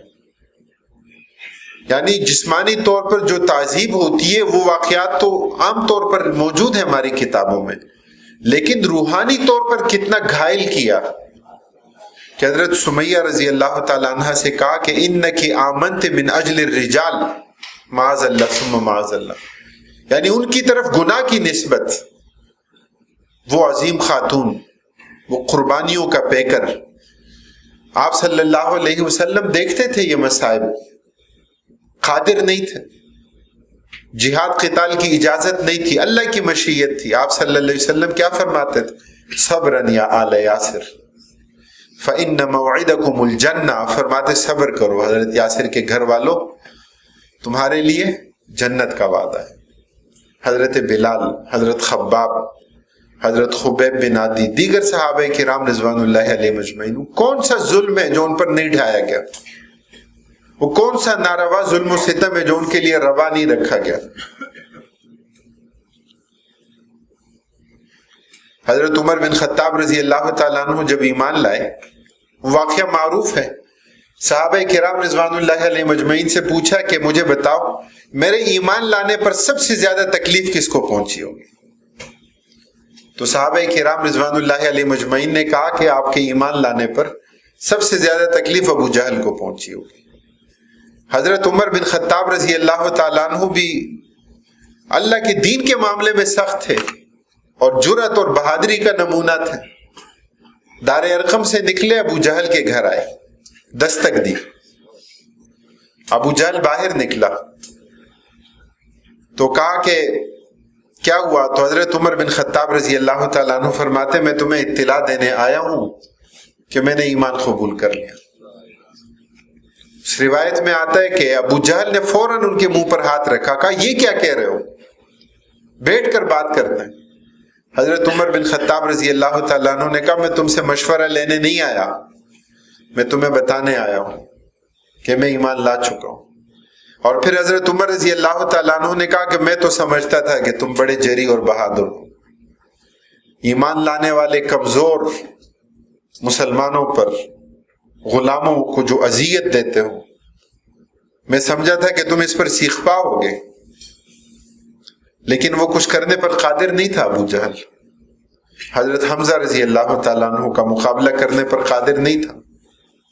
حضرت عمر رضی اللہ تعالیٰ عنہ وہ تھے کہ مکہ میں بیت اللہ میں کھڑے ہو کر قریش کے سرداروں کو بلایا اور کہا کہ تم میرے بارے میں جانتے ہو, میرے ایمان کے بارے میں جانتے ہو, اور کہا کہ میں چند دن بعد ہجرت کے لیے نکلنے والا ہوں. کہا تم میں سے جو اپنی عورتوں کو بیوہ کرنا چاہتا ہے, جو اپنے بچوں کو یتیم کرنا چاہتا ہے, تو وہ اس پہاڑی کے پیچھے پھر مجھے ہجرت سے روک کر دکھائے. یہ الگ بات تھی کہ صحابہ کرام رضوان اللہ علیہ مجمعین نے مشورہ کیا اور انہوں نے حضرت عمر رضی اللہ تعالیٰ عنہ سے یہ کہا کہ آپ نکلیں گے تو آپ کا مقابلہ نہیں, آپ کو کوئی نہیں روکے گا. تو زیادہ بہتر یہ ہے کہ آپ اعلانیہ نہ نکلیں اور آپ کسی کو اطلاع دیے بغیر نکلیں اور آپ اپنے ساتھ 10 صحابہ کرام رضوان اللہ علیہ مجمعین کو لے کر جائیں. حضرت عمر رضی اللہ تعالیٰ عنہ نے اس رائے کو قبول کیا.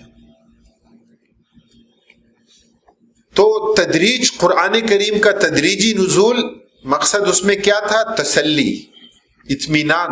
آپ صلی اللہ علیہ وسلم غمزدہ ہو جاتے تھے. وَلَا يَحْزُنْكَ الَّذِينَ كَفَرُوا, قرآن کریم کی آیات آتی تھیں, آپ غمزدہ نہ ہوں, آپ غمگین نہ ہوں. آپ کو تسلی دی جاتی تھی کہ یہ آپ کو ستا رہے ہیں, آپ سے پہلے بھی انبیاء کرام علیہم الصلوۃ والسلام کو ستایا گیا, یہ آپ کے خلاف سازشیں اور اقدامات کر رہے ہیں, اللہ آپ کا محافظ ہے. قرآن کریم کی آیات میں تسلی آتی تھی, اطمینان ہوتا تھا. آپ صلی اللہ علیہ وسلم اس کے لیے قرآن کریم میں اللہ تعالیٰ نے اس کو بیان کیا, لِنُثَبِّتَ بِهِ فُؤَادَكَ, آپ کے دل کی تسلی اور اطمینان کے لیے قرآن کریم کی آیات تدریجاً نازل ہوتی رہیں. اسی طرح تدریجی نزول میں حکمت کیا کار فرما تھی کہ سوالات آتے تھے. صحابہ کرام رضوان اللہ علیہ مجمعین نے نبی اکرم صلی اللہ علیہ وسلم سے بہت کم سوالات پوچھے, بہت کم. صحابہ کرام رضوان اللہ علیہ مجمعین فرماتے ہیں کہ ہم اس انتظار میں ہوتے تھے کہ کوئی دیہات کا پس منظر رکھنے والا وہ آئے اور وہ آپ صلی اللہ علیہ وسلم سے جو پوچھے ہم موجود ہوں تاکہ ان جوابات سے ہم بھی مستفید ہو جائیں. ایک دوسرے سے کہا کرتے تھے, یعنی پیش نظر ان کے کیا تھا, یعنی پوچھنا جو تھا وہ عمل کے لیے تھا, لیکن کثرت سے سوالات نہیں تھے, کثرت سے عمل تھا.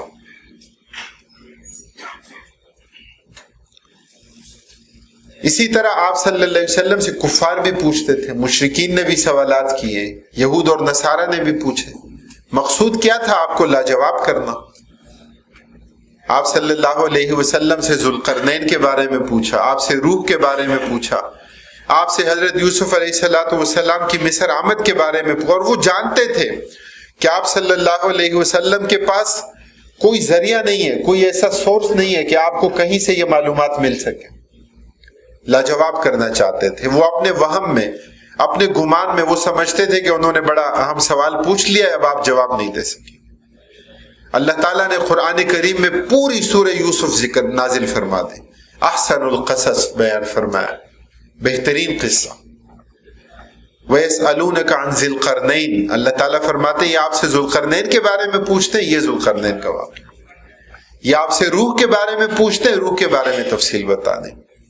تو سوالات کے جوابات دینا یہ قرآن کریم کے تدریجی نزول کی اہم حکمتوں میں سے ایک حکمت تھی. اور نبی اکرم صلی اللہ علیہ وسلم نے اس کے مطابق قرآن کریم کی ان تدریجی نزول کی حکمتوں کے مطابق آپ نے حکمت عملی بنائی. شان نزول انتہائی اہمیت رکھتا ہے. شان نزول یا شان ورود کا لفظ استعمال ہوتا ہے.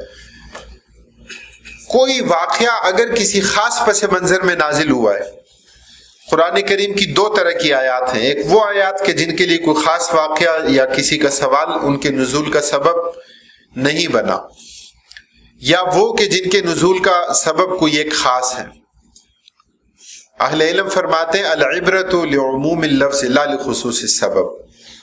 اگرچہ شان نزول الگ ہوتا ہے لیکن اس کا اطلاق اس آیت کا, اس کے الفاظ کا مجموعی طور پر کیا جاتا ہے. وہ حکم یا وہ آیت صرف اس ایک خاص موقع کے لیے نہیں ہوتی، بلکہ اس میں اہل ایمان کے لیے حکم ہوتا ہے. اور کبھی تکرار النزول بھی ہوتا ہے کہ ایک آیت کے کئی شان نزول ہو سکتے ہیں. تو یا تو اس کا نزول متعدد مرتبہ ہو، یا صحابہ کرام رضوان اللہ علیہ اجمعین اس کی تطبیق فرماتے ہیں کہ گویا یہ جو واقعہ ہے اس کے لیے تطبیق اس آیت کی ہے، گویا یہ آیت اسی کے بارے میں آئی ہے. اور مفسرین جو ہے وہاں اس کی تفصیل کو بیان کرتے ہیں. قرآن کریم میں خود قرآن کا تعارف ذکر کیا گیا. قرآن کریم تنزیل ہے، تدریجاً نازل ہونے والی کتاب ہے. قرآن کریم کے نام کتنے ہیں؟ اسماء القرآن. قرآن کریم کے ناموں کے حوالے سے علامہ زرکشی رحمہ اللہ نے قرآن کے 55 نام ذکر کیے کہ قرآن کے 55 نام.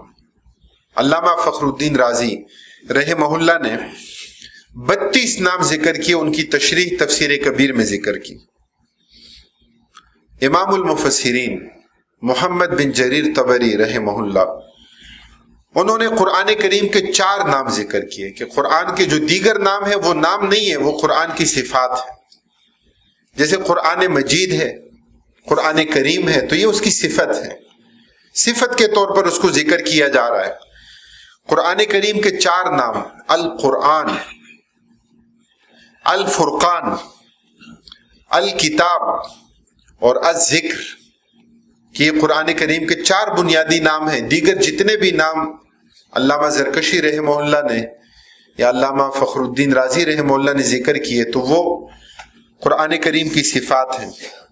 القرآن، قرآن کریم کی 36 صورتوں میں 65 آیات میں القرآن کا لفظ استعمال ہوا. القرآن کیا ہے؟ قرآن مقروءن کے معنی میں ہے.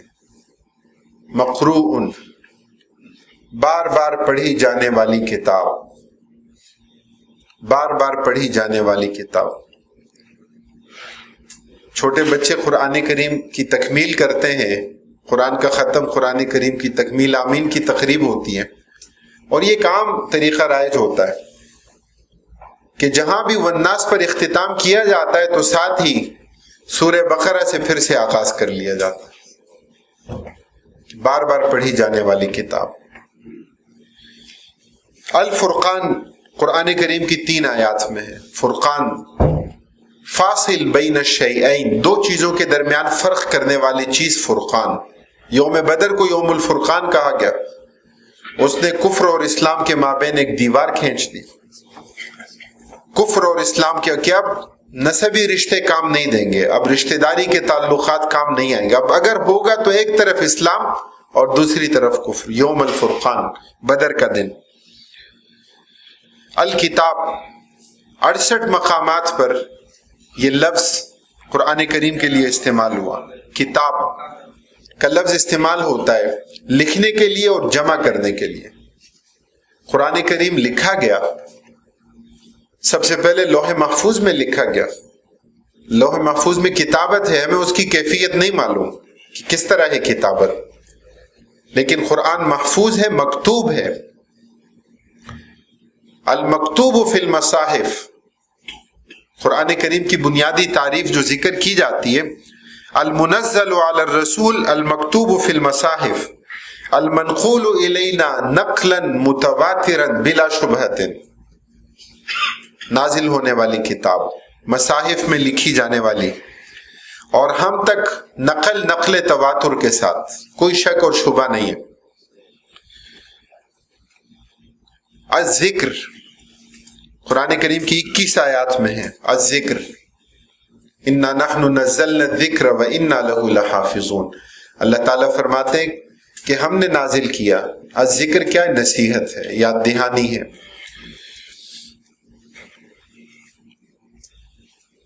تو شان نزول یا شان ورود یا سبب نزول اس کی بڑی اہمیت ہوتی ہے قرآن کریم کی آیات کو سمجھنے کے لیے، اس کے معنی اور مفاہیم کو سمجھنے کے لیے. اس کے بعد جو ہے وہ مکی اور مدنی صورتوں کی تفصیل ہے۔ یہاں تھوڑا سا ہم اعجاز القرآن کے حوالے سے بات کریں گے کہ اعجاز القرآن کا موضوع ایک اہم موضوع ہے۔ اعجاز القرآن کا مطلب کیا؟ قرآن معجز ہے، عاجز کر دینے والی کتاب۔ قرآن کریم کا اعجاز کیا ہے؟ قرآن کریم کا اعجاز یا قرآن کا زندہ معجزہ ہونا، نبی اکرم صلی اللہ علیہ وسلم کو معجزہ دیا گیا، دیگر معجزات بھی دیے گئے، 1000 سے زیادہ معجزات نبی اکرم صلی اللہ علیہ وسلم کے، اور ان میں سے ایک بہترین زندہ معجزہ وہ قرآن کریم کی صورت میں۔ معجزہ انبیاء کرام علیہ الصلوۃ والسلام کے لیے خاص ہوتا ہے، جس طرح کرامت اولیاء کے لیے خاص ہوتی ہے۔ یہ خارق العادت ہے، عادت سے ہٹ کر ہے، ظاہری سبب سے ہٹ کر ہے۔ آپ صلی اللہ علیہ وسلم کے معجزات یہ ایک دلچسپی کا موضوع ہے، اس پر الگ سے کتابیں بھی لکھی گئیں، لیکن یہاں ہم خصوصیت کے ساتھ قرآن کے اس اعجاز کو بیان کرتے ہیں کہ قرآن کریم کا اعجاز کیسا ہے۔ قرآن کریم نبی اکرم صلی اللہ علیہ وسلم پر نازل ہوا۔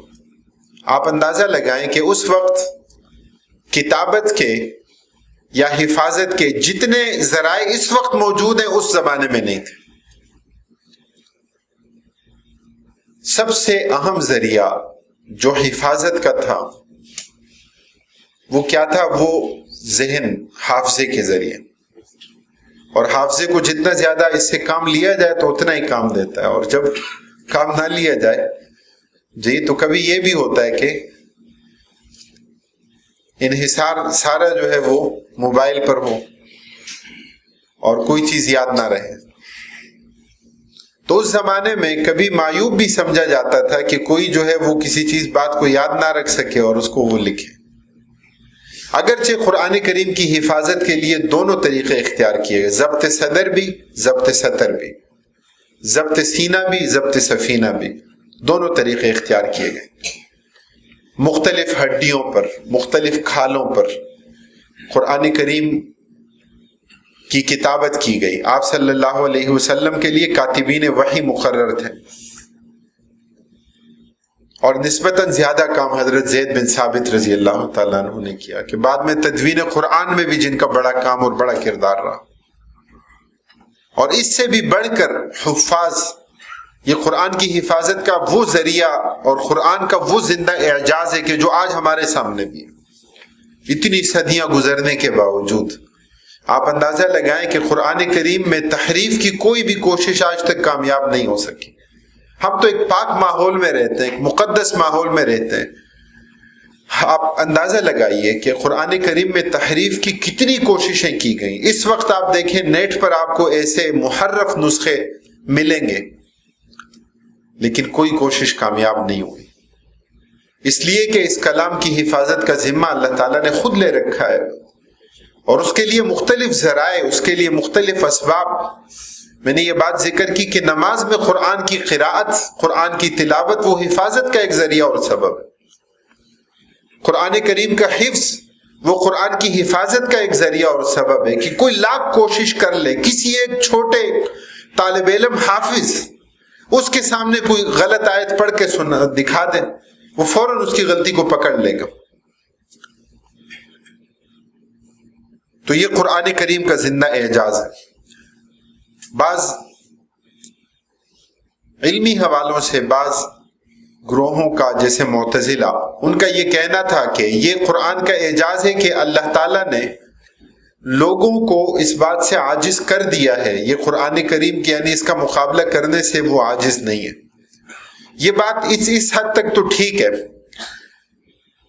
لیکن قرآن کریم کلام اللہ ہے، اور ظاہر بات ہے کہ اللہ کا کلام تو اس کے مقابل انسان کا کلام نہیں ہو سکتا، اور جب حفاظت کا ذمہ اللہ نے لے لیا تو پھر اس میں کوئی تحریف نہیں کر سکتا۔ قرآن کریم کے مقابل میں وحی، آیات، صورتیں، بعض لوگوں نے کوشش کی، ایسا نہیں کہ کوشش نہیں کی گئی۔ مسیلمہ کذاب نے کوشش کی اور کہا مجھ پہ وحی آتی ہے۔ مسیلمہ کذاب نے کہا، ہمارے زمانے میں آپ دیکھیے مرزا غلام محمد قادیانی نے یہ کہا کہ مجھ پر وحی آتی ہے۔ اور کہا کہ دو فرشتے آتے ہیں، ان کے نام بھی، یعنی عجیب و غریب ایسا کلام کہ جو کوئی صحیح فرد نہیں ذکر کر سکتا، کوئی فاطر العقل ہو تو وہ الگ بات. کہا کہ جو 2 فرشتے آتے ہیں ان کے نام کیا ہے؟ ٹیچی پیچی، اس نام کے 2 فرشتے ہیں، وہ آتے ہیں اور وہی لے کے آتے ہیں. مسیلمہ کذاب نے کہا کہ مجھ پر آیات نازل ہوئی. تھائی کذاب یا ضفدعی، مینڈک کو خطاب کیا کہ اے مینڈک تو کتنی اچھی ہے، تو پانی میں رہتی ہے، پانی کو گدلا نہیں کرتی، اور تمہارا منہ جو ہے وہ پانی کی طرف ہے، اور تمہاری پشت پیٹھ جو ہے وہ آسمان کی طرف ہے. یعنی یہ کیسا کلام ہے جو کوئی سلیم الفطرت شخص یعنی ایسا نہیں کہہ سکتا. مسیلمہ کذاب نے، یعنی جس نے مقابلہ کرنے کی کوشش کی، اللہ نے اسے فاطر العقل کر دیا. کہا الفیل ملفیل وما ادراک ملفیل لہو خرطوم طویل، کہا یہ مجھ پر وحی آئی. لوگوں نے کہا کہ یہ تو کسی ذی شعور ذی عقل، کسی صحیح فطرت اور سمجھ والے کا کلام نہیں ہو سکتا، کجا یہ کہ اس کی طرف وحی کی نسبت کی جائے اور اس کو وحی کہا جائے. اور پھر قرآن اس کا وہ اعجاز کہ اس کی حفاظت کو دیکھیں، اس کے الفاظ کی روانی کو دیکھیں، اس کی مفہوم کی گہرائی کو دیکھیں، اس کے وزن کو دیکھیں، اس میں جو مختلف علوم و فنون کو ٹچ کیا گیا اس کو دیکھیں، انسان حیران رہ جاتا ہے. وہ سچائیاں اس کائنات کے لیے، وہ حقائق بیان کیے گئے، ایسے جملے ذکر کیے گئے کہ جو اس وقت بھی ان لوگوں کی سمجھ میں آنے والے تھے، اور جو آج بھی 14 صدیاں گزرنے کے باوجود کوئی یہ نہیں کہہ سکتا کہ اب یہ قرآن کریم تو اس معاشرے کے لیے تھا تو اب یہ قرآن کریم، ایسا کوئی نہیں کہہ سکتا. یہ اس قرآن کا اعجاز ہے، اور اس کا مقابلہ کرنے سے عاجز ہیں. 3 آیات میں اللہ تعالیٰ نے تحدی دی، چیلنج دیا. قل لئن اجتمعت الانس والجن على ان يأتوا بمثل هذا القرآن لا يأتون بمثله ولو كان بعضهم لبعض ظهيرا. انسان اور جنات مل کر قرآن کے مقابلے میں کوئی کلام بنانا چاہے نہیں بنا سکتے. دوسرا چیلنج کیا ہے؟ فَأْتُوا بِعَشْرِ سُوَرٍ مِثْلِي، 10 صورتوں کی طرح کوئی صورتیں بنا کر لے، کوئی قادر نہیں ہو سکا. اور سورہ بقرہ میں اللہ تعالیٰ نے اس کو آسان کیا. اللہ تعالیٰ فرماتے ہیں وَإِن كُنتُمْ فِي رَيْبٍ مِّمَّا نَزَّلْنَا عَلَىٰ عَبْدِنَا فَأْتُوا بِسُورَةٍ مِّن مِّثْلِهِ، کہ تم منزل من اللہ نہیں مانتے، تم اللہ کی جانب سے اس کو نازل شدہ کتاب تسلیم نہیں کرتے، قرآن کی صورتوں میں سے کسی ایک صورت کی طرح کوئی ایک صورت بنا کر لے آؤ.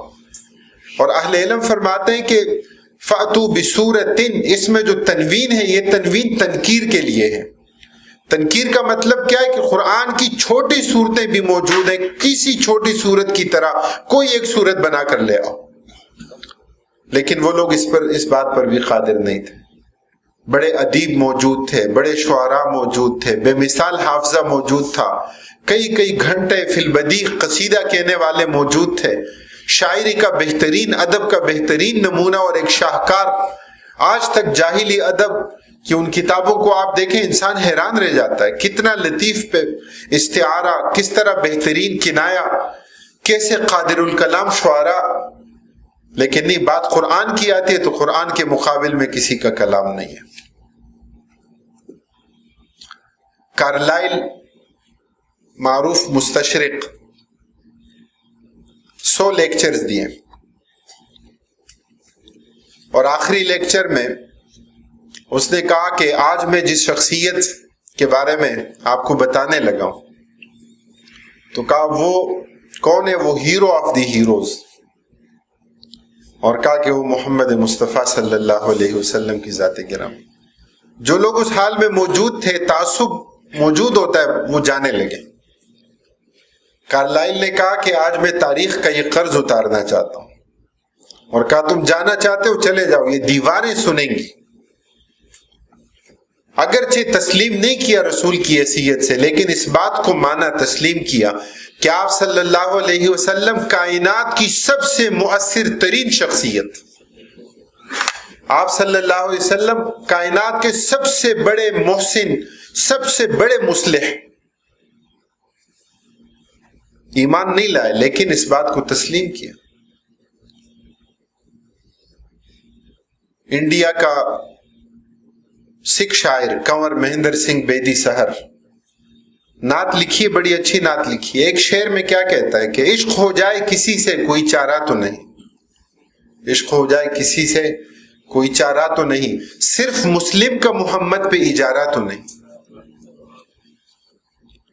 تو یہ قرآن کا اعجاز ہے اور یہ نبی اکرم صلی اللہ علیہ وسلم کی شخصیت کا, آپ صلی اللہ علیہ وسلم کا, کہ جن صفات سے آپ متصف تھے کہ آج دنیا اسے تسلیم کرتی ہے. مکی اور مدنی آیات, مفسرین کی اصطلاح میں مکی آیات وہ ہیں, آپ صلی اللہ علیہ وسلم نے جب مدینہ منورہ کی طرف ہجرت فرمائی اس کے بعد جتنی بھی آیات نازل ہوئی وہ مدنی ہیں, اور اس سے پہلے کی جتنی بھی آیات ہیں وہ مکی ہیں. اگرچہ اس دوران نبی اکرم صلی اللہ علیہ وسلم نے سفر بھی کیا, صلح حدیبیہ کے مقام پر بھی, مکہ مکرمہ بھی آئے, دیگر غزوات کے مواقع پر بھی, لیکن مکی مدنی کی تفریق واضح ہے. بعض خصوصیات ہیں, بعض قواعد کلیہ اہل علم نے ذکر کیے اور بعض قواعد اکثریہ. قواعد کلیہ وہ ہوتے ہیں کہ جن کی مخالفت نہیں ہوتے, اور قواعد اکثریہ وہ ہوتے ہیں کہ جو اکثر و بیشتر تو ہوتے ہیں لیکن کبھی کبھار اس میں کوئی استثناء بھی ہو جاتا ہے. ہر وہ صورت کے جس میں لفظ کلا آیا ہے, کلا ہرگز نہیں, وہ مکی ہے. یہ لفظ 15 صورتوں میں 33 مرتبہ استعمال ہوا ہے, اور یہ ساری آیات قرآن کریم کے آخری نصف میں ہیں. حنفی مسلک کے مطابق ہر وہ صورت کہ جس میں کوئی سجدے کی آیت آئی ہے تو احناف کے ہاں وہ کیا ہے, وہ مکی ہے. سورہ بقرہ کے علاوہ ہر وہ صورت کہ جس میں حضرت آدم علیہ السلام اور ابلیس کا واقعہ مذکور ہے وہ مکی ہے. علامہ سیوطی رحمہ اللہ نے الاتقان میں اس کو لکھا, ہر صورت جس میں جہاد کی اجازت یا اس کے احکام مذکور ہے وہ مدنی ہے. ہر وہ آیت کہ جس میں منافقوں کا ذکر آیا ہے وہ مدنی ہے. یہ قواعد کلیہ ہیں. جہاد کا کانسیپٹ مکہ میں بھی تھا, اجازت مدینہ میں ملی. جب کفار نے ابو جہل کی سربراہی میں نبی اکرم صلی اللہ علیہ وسلم کے گھر کا محاصرہ کیا تو اس وقت ابو جہل یعنی ان کے گمان میں بھی یہ نہیں تھا کہ آپ صلی اللہ علیہ وسلم بچ کے نکل سکتا ہے, ان کے تصور میں یہ بات نہیں تھی. تو اس لیے اس موقع پر ابو جہل نے اپنے اور ساتھیوں سے جو کفار تھے ان سے چند کلمات اس نے کہے, چند باتیں کہیں, اور وہ سیرت میں اور تاریخ میں وہ واقعات مذکور ہیں. وہ کلمات ابو جہل کہتا ہے ان محمدن صلی اللہ علیہ وسلم یزعم انکم ان تابعتموہ, کہ ان کا یہ گمان ہے آپ صلی اللہ علیہ وسلم کی طرف نسبت کی کہ اگر تم نے ان کی اتباع کی تو تمہارے لیے جنتیں ہیں, تمہارے لیے دنیا میں بھی عیش و آرام ہے اور آخرت میں تمہارے لیے جنتیں ہیں, باغات ہیں جن کے نیچے نہریں بہتی ہوں گے اور ہمیشہ ہمیشہ کی زندگی ہے. اور کہا کہ ان کا یہ گمان ہے, یہ ابو جہل کے الفاظ ہیں, کہ اگر تم نے مخالفت کی تو یکون لکم فیہ ذبح, کہ تمہارے لیے کیا ہے, ذبح کا حکم ہے. اور آخرت میں تمہارے لیے کیا ہے, آخرت میں تمہارے لیے جہنم ہے.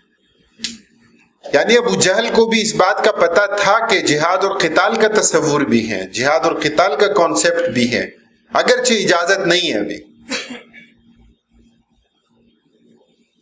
ابی بن خلف کے بارے میں آتا ہے کہ اس نے بڑا ستایا حضرت بلال رضی اللہ تعالیٰ, اور اس کے بارے میں آتا ہے کہ وہ نبی اکرم صلی اللہ علیہ وسلم سے کہا کرتا تھا کہ اقتلک, آپ صلی اللہ علیہ وسلم سے کہتا تھا کہ میں آپ کو قتل کروں گا معاذ اللہ. آپ صلی اللہ علیہ وسلم خاموش رہتے تھے.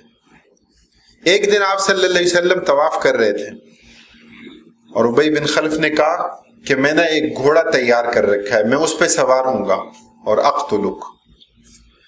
آپ صلی اللہ علیہ وسلم نے پیچھے مڑ کے دیکھا, آپ نے فرمایا بل اقتلک, بلکہ میں تمہیں قتل کروں.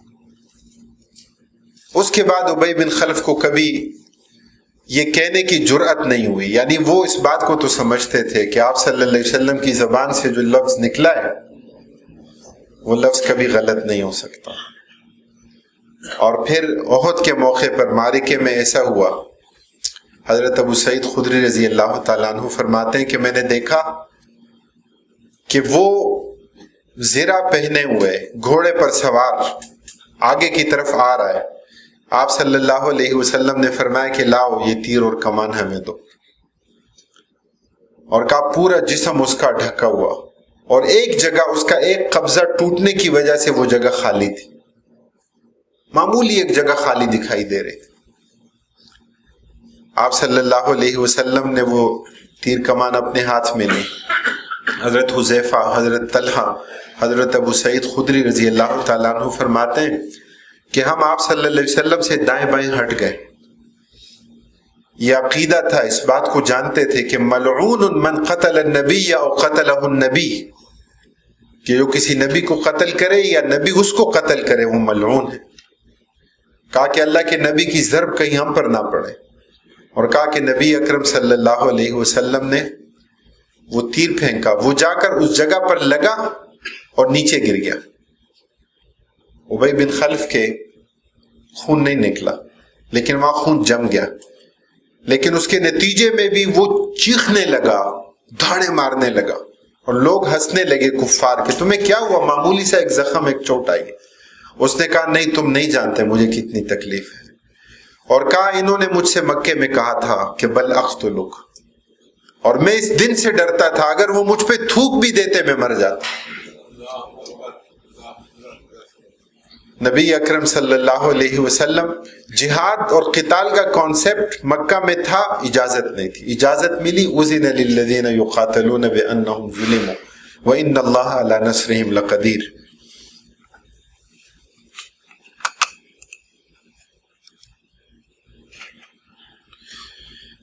میں نے ذکر کیا کہ بعض قواعد کلیہ ہیں، بعض قواعد اکثریہ ہیں.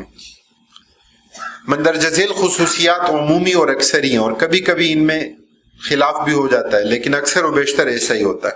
مکی صورتوں میں عموماً یا ایھا الناس عمومی خطاب ہے، اور مدنی صورتوں میں عموماً یا ایھا الذین آمنوا. اسی طرح مکی آیتیں اور صورتیں عموماً چھوٹی چھوٹی اور مختصر ہیں، اور مدنی آیات طویل اور مفصل ہیں. مکی صورتوں میں زیادہ تر توحید، رسالت اور معاد، آخرت کا اس بات، حشر اور نشر کی منظر کشی، اور آپ صلی اللہ علیہ وسلم کو صبر اور تسلی کی تلقین، اور پچھلی امتوں کے حالات و واقعات بیان کیے گئے. احکام اور قوانین جو ہے اس میں کم ہے. مدنی صورتوں میں کیا ہے؟ عائلی قوانین، تمدنی قوانین. مدنی صورتوں میں نسبتاً زیادہ احکام، اس لیے کہ ایک ریاست تشکیل پا گئی تو اس کے بعد اس ریاست کے لیے احکام جو ہیں وہ بیان کیے گئے. مکی صورتوں میں زیادہ تر مقابلہ کن سے تھا؟ بت پرستوں سے تھا، بتوں کی عبادت کرنے والے. توحید کے مرکز میں انہوں نے بت لا کر رکھے. ٹھیک ہے.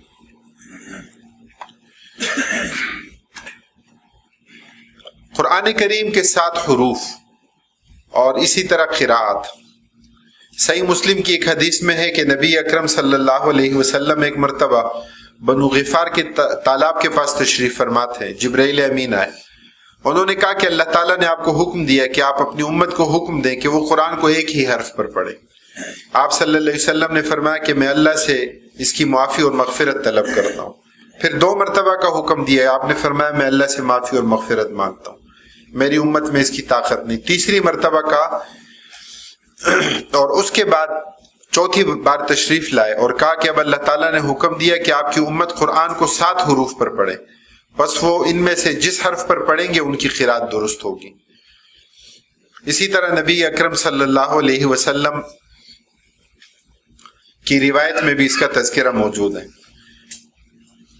انزل علی 7 احرف، قرآن کریم کا نزول ہوا 7 حروف پر. 7 حروف سے کیا مراد ہے؟ مختلف اقوال موجود ہیں، لیکن راجح قول اس باب میں کیا ہے کہ کبھی قرآن کریم کی قراءات میں، قرآن کریم کے حروف میں اختلاف کی بعض صورتیں ہوتی ہیں. مثلا اسماء میں اختلاف، ناموں میں اختلاف.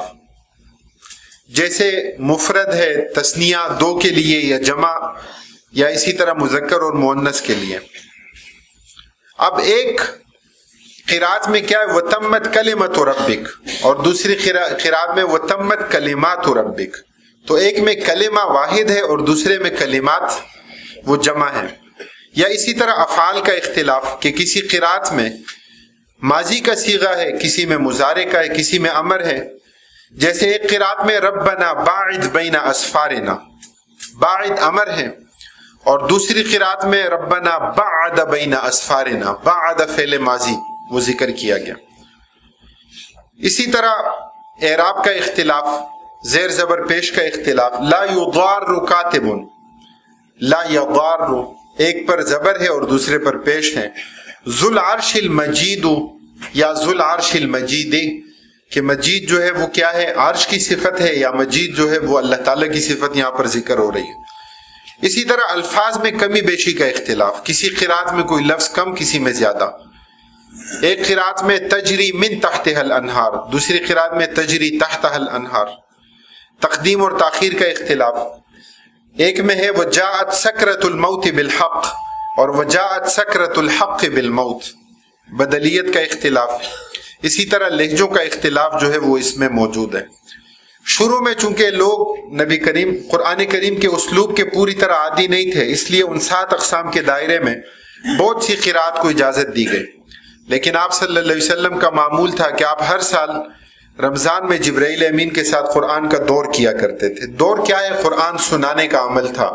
آپ صلی اللہ علیہ وسلم قرآن سنتے تھے. اور جس سال آپ صلی اللہ علیہ وسلم کی رحلت ہوئی اس سال آپ نے 2 مرتبہ قرآن کا دور کیا. اس کو عرصہ اخیرہ کہتے ہیں. اس موقع پر بہت سی قراءات جو ہیں وہ منسوخ کر دی گئیں اور صرف متواتر قراءات جو ہیں وہ باقی رکھی گئیں. قرآن کریم کی تفسیر کا منہج یہ واضح ہے کہ قرآن کی تفسیر کے لیے سب سے پہلی اس کے لیے بنیاد کیا ہے کہ تفسیر القرآن بالقرآن، قرآن کی تفسیر ہو قرآن کے مطابق. صراط الذین انعمت علیہم، تو منعم علیہم کون ہے؟ اولئک الذین انعم اللہ علیہم من النبیین والصدیقین والشہداء والصالحین. اللہ تعالیٰ نے منعم علیہم کا ذکر کیا کہ منعم علیہم یہ لوگ. تو قرآن میں ایک جگہ اگر اجمال ہے تو قرآن کریم میں دوسری جگہ اس کی تفصیل آ جاتی ہے. ایک جگہ اگر ابہام ہے تو دوسری جگہ اس کی تشریح آ جاتی ہے. تو یہ سب سے پہلا منہج تفسیر میں سب سے پہلی بنیادی چیز کہ تفسیر القرآن بالقرآن ہو. اس کے بعد تفسیر القرآن بالسنت المأثورہ. آپ صلی اللہ علیہ وسلم پر قرآن نازل ہوا، آپ قرآن کی تشریح، آپ خود قرآن کے شارح، آپ قرآن کے مفسر. قرآن کریم میں حکم ہے، آپ صلی اللہ علیہ وسلم نے اس کی تعمیل کی. قرآن کریم میں نماز کا پورا طریقہ نہیں ہے، نماز کی پوری حیت نیت سے لے کر سلام پھیرنے تک آپ صلی اللہ علیہ وسلم بجا طور پر یہ فرما سکتے ہیں کہ صلو کما رأیتمونی اصلی، کہ مجھے دیکھو جس طرح میں نماز پڑھتا ہوں یہ نماز پڑھنے کا طریقہ ہے.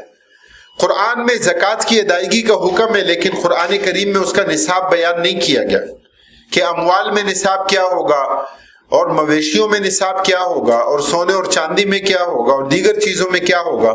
آپ صلی اللہ علیہ وسلم کی حیات طیبہ اس کی تشریح اور تفصیل ہے. تفسیر القرآن باقوال الصحابہ، صحابہ رضوان اللہ علیہ مجمعین وہ طبقہ کہ جنہوں نے براہ راست نبی اکرم صلی اللہ علیہ وسلم سے علم حاصل کیا.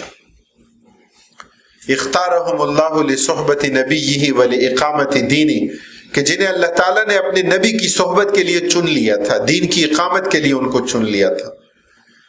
ہم جرح اور تعدیل میں اور علوم الحدیث پڑھتے وقت اس بات کو ذکر کرتے ہیں کہ اگر کوئی راوی مجہول ہو تو وہ روایت قبول نہیں ہوتی، وہ متصل شمار نہیں ہوتی. اگر کوئی راوی مجہول ہو، خواہ وہ مجہول الحال ہو یا مجہول العین ہو، یعنی پتہ ہی نہ ہو کہ کون ہے، یا شخص کا نام معلوم ہو لیکن اس کے اوصاف معلوم نہ ہو کہ اس کا ضبط کیسا تھا، اس کی عدالت کیسی تھی. صحابہ کا طبقہ وہ طبقہ ہے کہ اگر کسی صحابی کے بارے میں پتہ نہ چلے، صرف اتنی بات ثابت ہو جائے کہ یہاں ایک راوی وہ صحابی ہے، پہلا طبقہ، تو صحابی کا مجہول ہونا حدیث کی سند کو نقصان نہیں پہنچاتا. آپ دیکھیے کمال اعتماد کی صورت یہ ہے،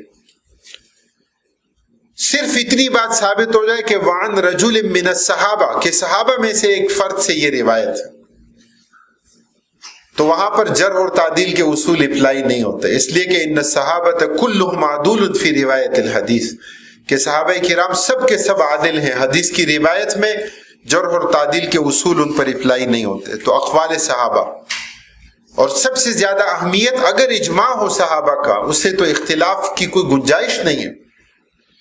اور اس کے بعد تفسیر القرآن باقوال التابعین، تابعین کے اقوال، چونکہ تابعین وہ ہیں جو صحابہ سے اخذ کرنے والے ہیں، اور بالخصوص بعض تابعین وہ ہیں کہ جنہوں نے ترجمان القرآن کا لقب پایا، جیسے حضرت مجاہد، حضرت قتادہ، حضرت اکرمہ۔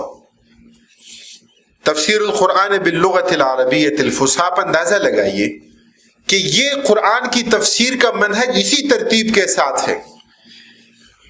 فصیح عربی کا نمبر جو ہے وہ بعد میں آتا ہے۔ بعض لوگ لغت سے قرآن کو حل کرنا چاہتے ہیں، لغت کے ذریعے قرآن کریم کے معنی اور مفاہیم کو متعین کرنا چاہتے ہیں، ایسا نہیں ہے۔ لغت کا نمبر آئے گا لیکن بعد میں آئے گا۔ مفردات القرآن پر کتابیں لکھی گئی، بڑی اچھی کتاب، امام راغب اصفہانی رحمہ اللہ کی مفردات القرآن، اسی طرح دیگر۔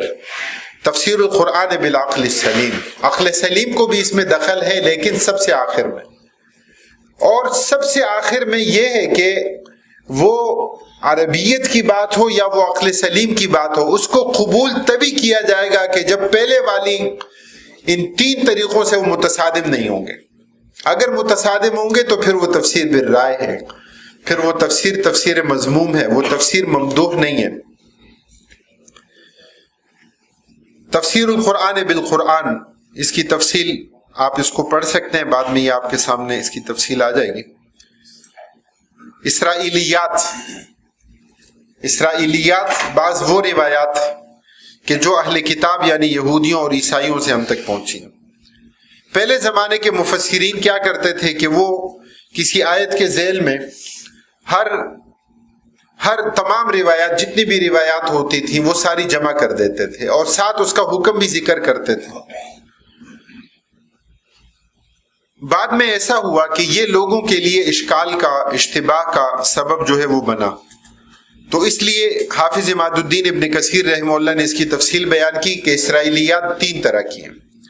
وہ روایات جن کی سچائی قرآن و سنت کے دوسرے دلائل سے ثابت ہو، جیسے فرعون کا غرق ہونا، حضرت موسیٰ علیہ السلام کو کوہ طور پر تشریف لے جانا،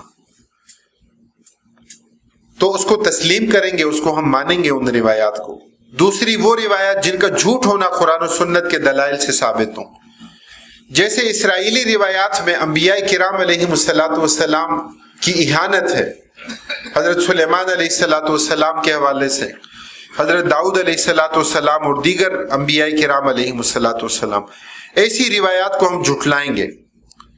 اور اسی طرح اگر وہ روایات ہوں کہ جن کے بارے میں قرآن، سنت اور دیگر شرعی دلائل خاموش ہیں، تو ان کے بارے میں ہم توقیف کریں گے، نقل کریں گے، لیکن اس کی نہ ہم تصدیق کر سکتے ہیں اور نہ اس کی ہم تکذیب کر سکتے ہیں۔ بعض موضوعات کے جو ہمارے لیے اہم ہو سکتے ہیں، اس پر تیاری آپ خود بھی کر سکتے ہیں، مطالعہ اس کا ہو سکتا ہے۔ قرآن کریم کا تفصیلی تعارف، قرآن کریم کے آداب، نزول قرآن کے مقاصد، تصور علم قرآن میں، تصور اخلاق، اس کو بالاختصار ہم نے ذکر کیا کہ مغرب کا تصور کانٹ اور ڈیکارٹ کا کیا ہے، ہیگل کا کیا ہے، مغرب کا تصور اخلاق ولیم نیٹشے کے مطابق کیا ہے، اور اسلام کا تصور اخلاق، مغرب کے تصور اخلاق میں اسمائل ہے، لیکن وہ ایز اے مارکیٹنگ ٹول ہے، کہ سیلز مین کے لیے، سیلز گرل کے لیے اسمائل ہوتی ہے، لیکن وہ کس لیے ہوتی ہے؟ مارکیٹنگ ٹول کے طور پر ہوتی ہے۔ اسلام میں تصور کیا ہے؟ نبی اکرم صلی اللہ علیہ وسلم فرماتے ہیں کہ اپنے مسلمان بھائی سے خندہ پیشانی سے ملنا، مسکرا کر استقبال کرنا، فرمایا ان من المعروف، یہ بھی نیکی ہے، یہ بھی باعث اجر و ثواب ہے۔ تصور وہ نہیں جو مغرب کا ہے کہ بظاہر مسکرا رہے ہوں لیکن دل میں برا بھلا کہہ رہے ہیں۔ تو اسلام کا تصور ایک عقیدے کے ساتھ جڑا ہوا ہے۔ اعجاز القرآن، احکام قرآن، اسی طرح انبیاء قرآن، قرآن کریم میں تمام انبیاء کا ذکر نہیں ہے، اس میں اللہ کی حکمت، اللہ کی مشیت کار فرما ہے۔ 1,24,000 انبیاء کا عدد احادیث میں آیا ہے، لیکن قرآن کریم میں ان میں سے 25 انبیاء کرام علیہم السلام کا ذکر کیا گیا، گمراہ فرقے قرآن میں جن کا ذکر کیا گیا۔ دیکھیے، ہم یہود اور نصارہ کے حوالے سے بات اگر نہ بھی کریں، آپ جانتے ہیں جس سے ہمیں بچنا چاہیے، جو میرے اور آپ کے لیے خطرناک ہے، وہ کیا ہے؟ نفاق۔ اللہ تعالیٰ نے منافقین کی بری خصلتوں کو بیان کی۔ صحابہ کرام ڈرا کرتے تھے کہیں ہم میں نفاق نہ ہو۔ آپ صلی اللہ علیہ وسلم نے حضرت حذیفہ رضی اللہ تعالیٰ عنہ کو منافقین کے نام بتائے۔ حضرت عمر رضی اللہ تعالیٰ عنہ پوچھتے تھے، حذیفہ مجھے بتاؤ میرا نام تو نہیں ہو۔ آپ اندازہ لگائیے، آج ہم بے خوف ہیں، مطمئن ہیں، مامون ہیں، کوئی خوف خطرہ نہیں ہے، حالانکہ نفاق کی بڑی بڑی علامات موجود ہوتی ہیں۔ یہ نفاق ایک ایسی بیماری ہے جو ایمان کے ساتھ آتا ہے۔ شرک ایمان کے باوجود آ جاتا ہے۔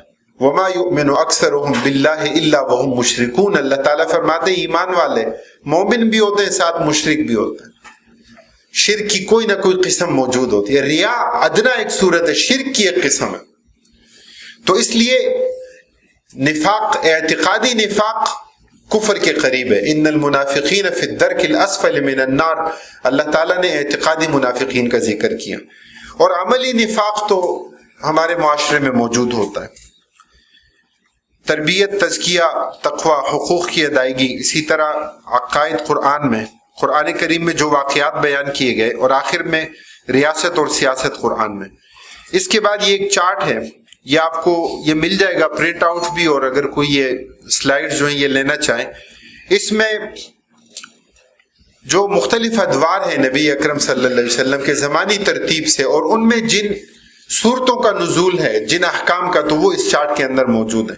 آخری بات، قرآن کریم کا نزول نبی اکرم صلی اللہ علیہ وسلم سے کہا گیا کہ یہ قرآن نازل کیا کیوں؟ لِتُبَيِّنَهُ لِلنَّاسِ، یہ بھی کہا گیا قرآن تبیین کے لیے آیا ہے، لیکن ساتھ یہ بھی کہا ہے لِتَحْكُمَ بَيْنَ النَّاسِ بِمَا أَرَاكَ اللَّهُ، تاکہ آپ فیصلہ کریں۔ آپ صلی اللہ علیہ وسلم کی مختلف صفات ہیں، لیکن آپ کی وہ صفت کہ جو آپ کی تمام صفات کا احاطہ کرتی ہے وہاں لکھی ہے۔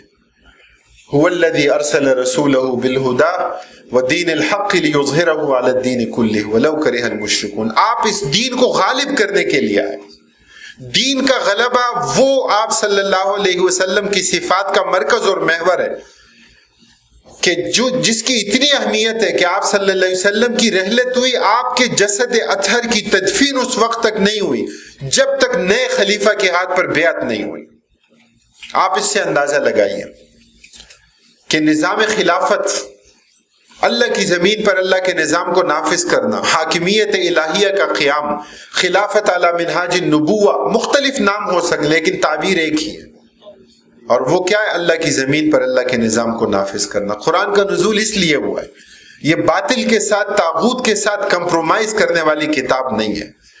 یہ کچھ لو اور کچھ دو کی بنیاد پر اس بات کو نہیں مانتی کہ آپ صرف اپنی انفرادی زندگی میں قرآن کو مان لو، اجتماعیت میں روم کے قوانین کو مان لو، عقیدے میں کسی اور کو تسلیم کرو، نظام اخلاق کسی اور سے لے لو۔